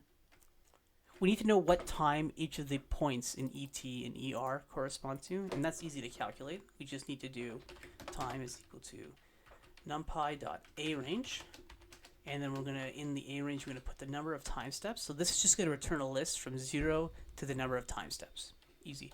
Multiply that by dt, and there we go. Those are the times that we evaluated in our FDTD. All right, we have our list of frequencies, we have our list of times. Now we need the actual Fourier transform function. So I'm going to define a Fourier transform function. So define, we're going to call it discrete. What am I doing? I'm just going to copy and paste it from the other side. Discrete Fourier transform, and we're going to have a field. So this is our f at t, our function of time. We're going to have our list of times, which we just calculated here, and we're going to have our list of frequencies that we want to evaluate the Fourier transform at. So that's this guy here, omega. Great. We're going to have multiple frequencies, so I'm going to just have a thing called number of frequencies, and that's just going to be the length of our omega vector, length omega. I think actually the correct way of doing this would be omega dot shape. Shape at 0, but length, the len function also works too. We need to define our frequency domain field. So we're going to have field, which is a function of frequency, so field underscore omega, and we're going to have that equal to np.zeros times at number of frequencies. So we're going to have n 0 points, and because it's a Fourier transform, we need these to be complex numbers. So we actually need to specify complex 128. So that just means a 128-bit precision complex number. That's standard. So if you don't know what that means, just copy what I put here for now, and then learn about bit precision, please. Okay, and I already have time defined, so I don't need to do that. Now I'm going to loop through my frequencies. So basically, okay, let me just tell you what I'm about to do. I want to calculate this Fourier transform here, but I want to do it for each of these frequencies. So I'm going to loop over the frequency, and for each frequency, I'm going to do this summation here. So that's what I'm doing. So we're going to do 4, and I'm going to say W, in range number of frequencies. We then have our field omega at W is then going to be equal to, all right, so we're going to have a sum function, because again, it's a Riemann sum instead of an integral. We're going to have the sum of the field multiplied by that complex exponential, so numpy.exponential. The complex number I is just given by 1j in Python, so 1j times omega at W times time. So this guy here is just this sum here.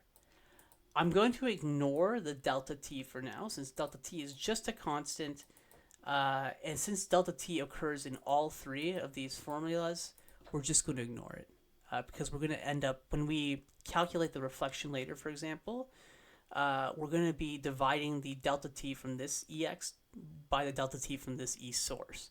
So the delta t doesn't really matter in this context. So we're just going to ignore it for now.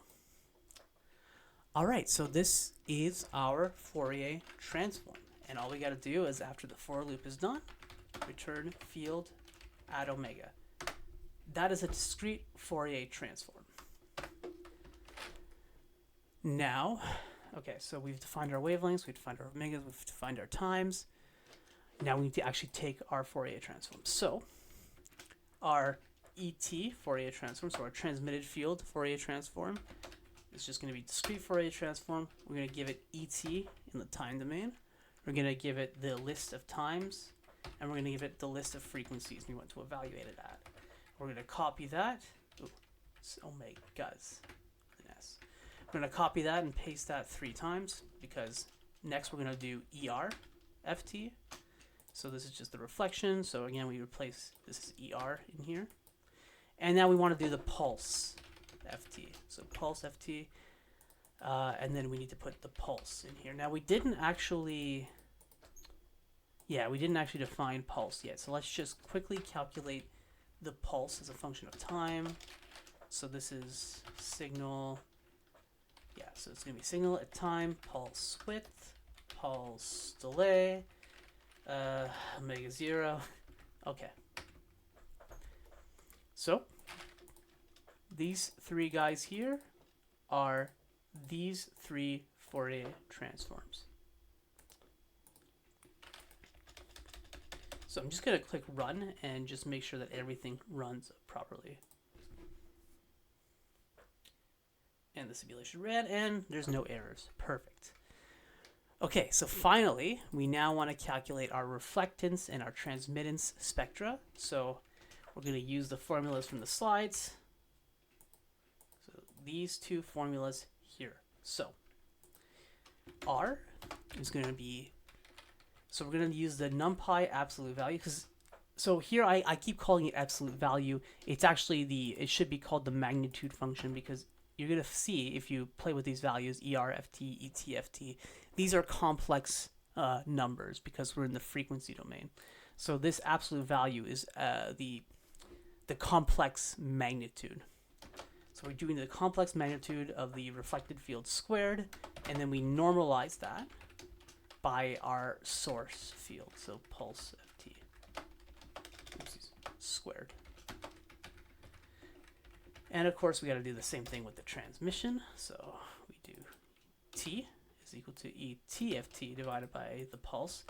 Now, if you remember with the transmission, there was that extra refractive index ratio that we got to include.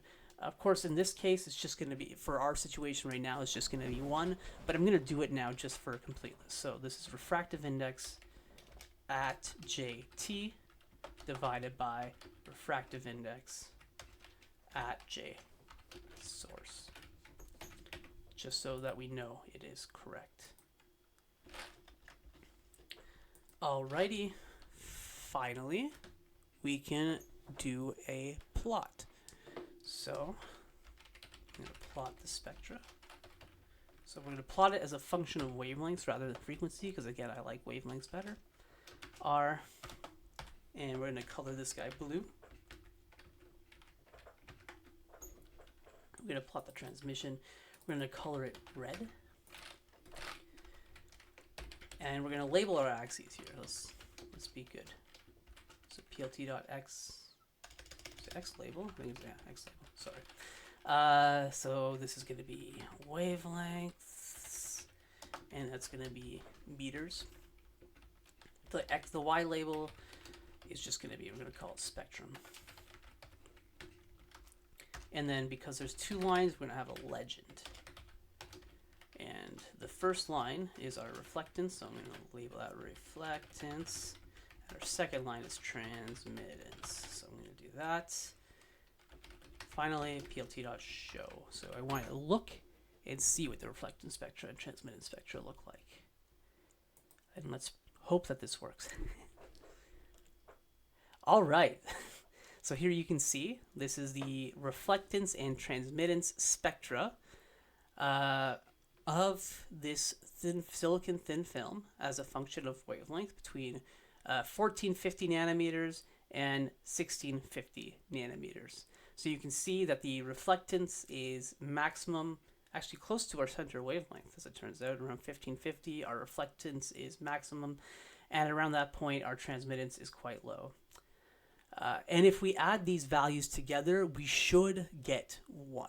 So the reflectance plus the transmittance for this for a dielectric should give you 1.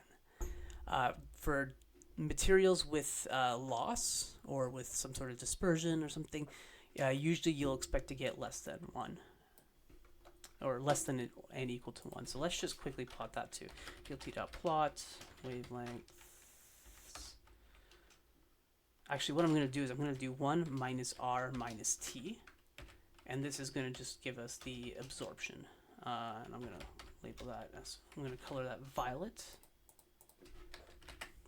I'm going to call this absorption, though there is no absorption because we're not. Should that be a B? I feel like P. Guys, I'm not a spelling expert. I've never won a spelling bee. I was always out in the first round. So yeah, as you can see, the absorption is 0. So that's what we expected. Now you might be wondering, okay, but like, how do we know that this is accurate, Josh? Like, how? Like you wrote this FDTD code in one day. How do we know it's accurate? So what I'm going to do quickly is I'm just going to copy and paste a function, and it's a thin film calculator function. So I call this thin film TR. I'm sorry, I'm just going to cut that, and I'll paste it up here with the discrete Fourier transform. So thin film TR, you give it 3 refractive index values, N1, N2, and 3. So N1 is the refractive index in your source and reflection region. So for us, that's just vacuum. N2 is the thin film refractive index. So for us, that's silicon, 12.11. And 3 is the transmission region thin film refractive index. Finally, you have your wavelengths, and you have the thickness of the thin film, so the thickness of your N2. So in this function, I don't want to derive this function for you guys right now, but I just want to show some things that you've probably seen before. So R12 is the reflection coefficient, the Fresnel reflection coefficient going from material 1 to material 2. R23 is the Fresnel reflection coefficient from material 2 to material 3. And so you've seen these formulas before if you've taken any sort of optics class. And of course, we have the Fresnel transmission coefficients as well for materials 1, 2, and for materials 2 and 3. And basically what these equations do is, in the end, they will return the transmittance and the reflectance of the thin film. So this is just a analytic calculation. You can derive it using ray optics. I'll probably end up doing that in another video, just because it is a pretty fun and it's a fun derivation, and there's like a really kind of neat math trick in it that I would like to show off one day. So anyway, this guy here should give us the exact same transmittance and reflectance values that we get in our simulations. So let's check to see if our simulations are correct. So I'm going to take this function and I'm going to now calculate r. I'm going to call it r underscore just because it's a different way of calculating it. So we have thin film tr. Oops. Yeah. Stop that. All right. Oh my goodness. Why? I don't know why it's doing that, guys. All right. Yeah, there we go. All right. So we're going to have refractive index. So N1 was refractive index at J source. Refractive index at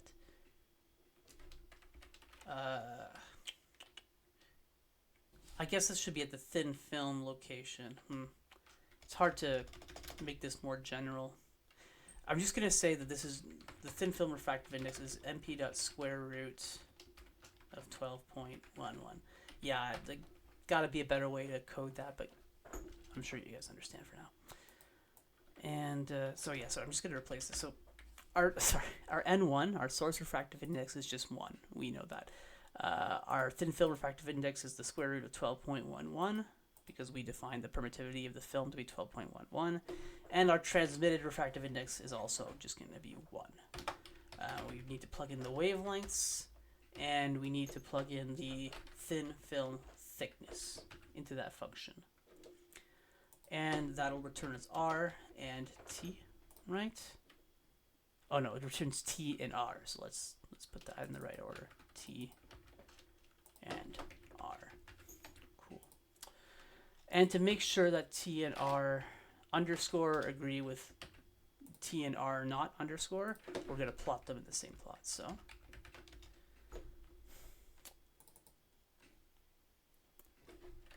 I'm just going to plot that R underscore X, and then I'm going to say color equals blue. And I'm going to paste this here, T. So you're going to now see lines and X's on the plots. So the lines are the FDTD simulation, and the X's are the analytic calculation. Okay, and I'm going to change the legend. So I'm going to call this R analytic, and I'm going to have T analytic over here. All right. Will this actually work? All right, perfect. All right, it did work. Things usually don't work the first time, so I'm happy.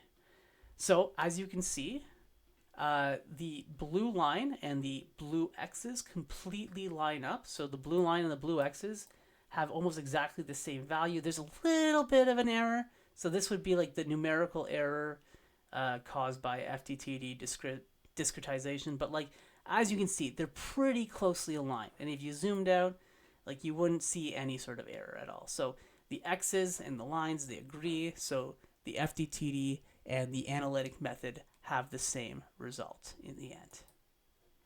And the same goes with the transmittance as well. Wow. Cool. All right, so let's close that. And I'm going to now just kind of comment out some stuff here. So I'm going to get rid of the thin film calculation that we just did because we don't really need that right now. We can kind of assume that our FDTD simulation is doing the right job.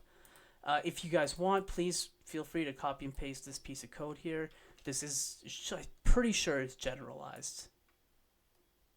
You know what? Actually, let's I'm going to undelete the stuff that I was about to delete, and I'm going to play around with it a bit. Hopefully you guys don't mind. So what I'm going to do is I'm going to now set n3 to be a value of 2.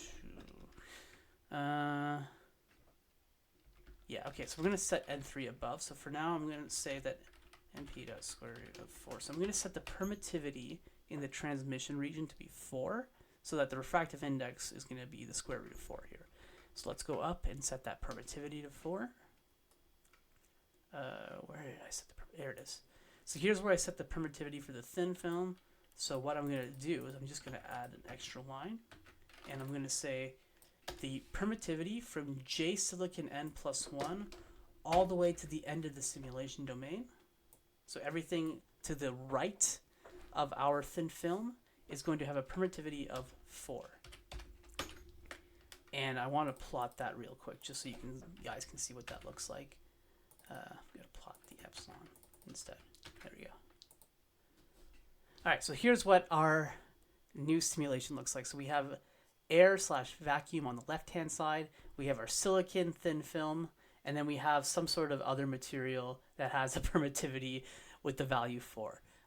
I don't know what that material is. I just kind of made it up. You can go and find a database of refractive index values and plug them in and see what you like. Okay, so let's let the simulation run and see if our thin film calculation agrees. Ooh, it almost agreed.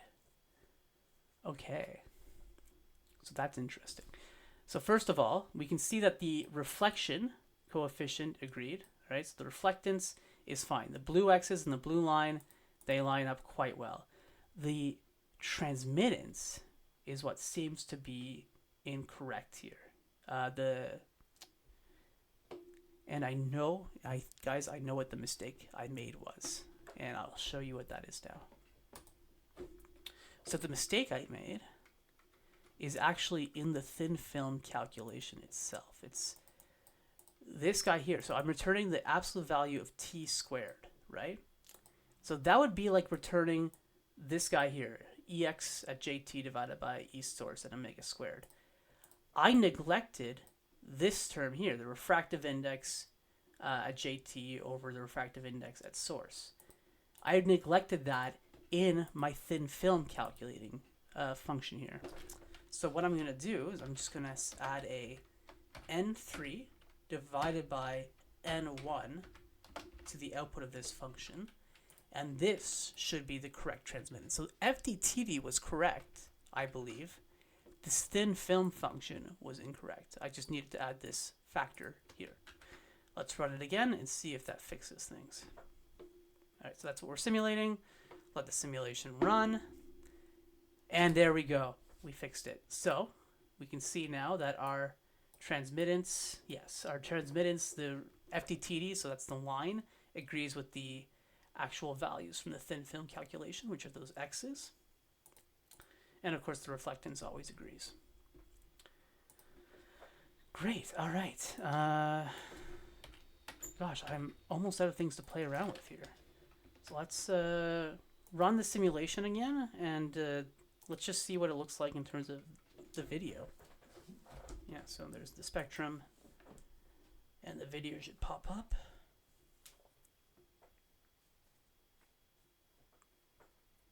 So here we have light at 1550 coming in, and it's going to hit our thin film. Some of that gets reflected, some of that gets transmitted, and the light that is transmitted now has a slightly smaller wavelength, right? Because the refractive index in the transmission region is higher than in the reflection region. But there you go. Here is your FDTD simulation.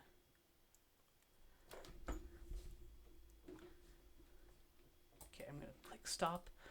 One thing I do want to show, so if you want to save your movie, your video file, you can save it like you would any sort of pyplot thing. So plt.savefig. I'm going to call this efield movie.mp4. Is that going to work? Let's see.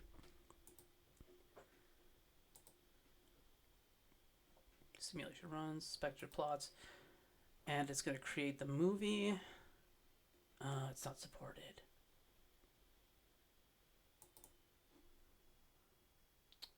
Okay, you know what? Maybe save fig is not the right way to do this. Maybe it's time to let's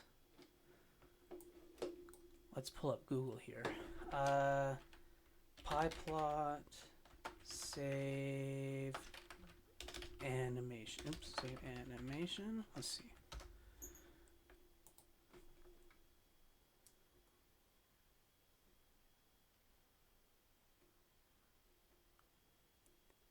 Okay, so I'm going to be honest with you guys. It looks like saving is a little more difficult than just PLT. Yeah, so you have to do an animation.save. There's a little bit more to it. Okay, so I'm not going to go into that right now just because I don't know how to do it directly right away. So no, you can't just plt.savefig. I lied. But you Google around. You can find a way to do it. For now, you can just plt.show it. That should work for But yeah, if you ever want to save one of these videos and use it for a presentation or something, there are ways to save those videos. Okay, I believe that's everything I have to show for this video. Hope I didn't. Well, I mean, this video is going to be really long, I'm sure. But yeah, thank you guys for joining. I hope you enjoyed the code writing. I hope you guys like FDTD. It is a very fun way of solving Maxwell's equations. And yeah, that's it. That's all I had prepared for this video. So I hope to be back for regular videos from now on. I would like to continue with this 1D FDTD series. I want to talk about how to add in dispersive material. So maybe we can add in a thin film of silver or gold or something interesting like that. I would also like to go into inverse design. So that's a whole special thing that you can do with FDTD, where you can design optical devices by you can automatically design optical devices by basically setting what you want the device to do and then letting an algorithm design the device for you in FDTD. So that's really cool. I've done a bunch of work on that in my PhD stuff. And I also want to go into talking about Meep. So Meep is a free FDTD simulation software, easy to download if you have a Linux machine. And yeah, you can do 3D high-performance computing simulations with it, so it's a great software. It has a great Python interface that I love, so I hope I can do a tutorial on that soon. So yeah, thanks for tuning in. I've been Josh. This is Computational Nanophotonics Videos, and I hope to see you next time. Bye-bye.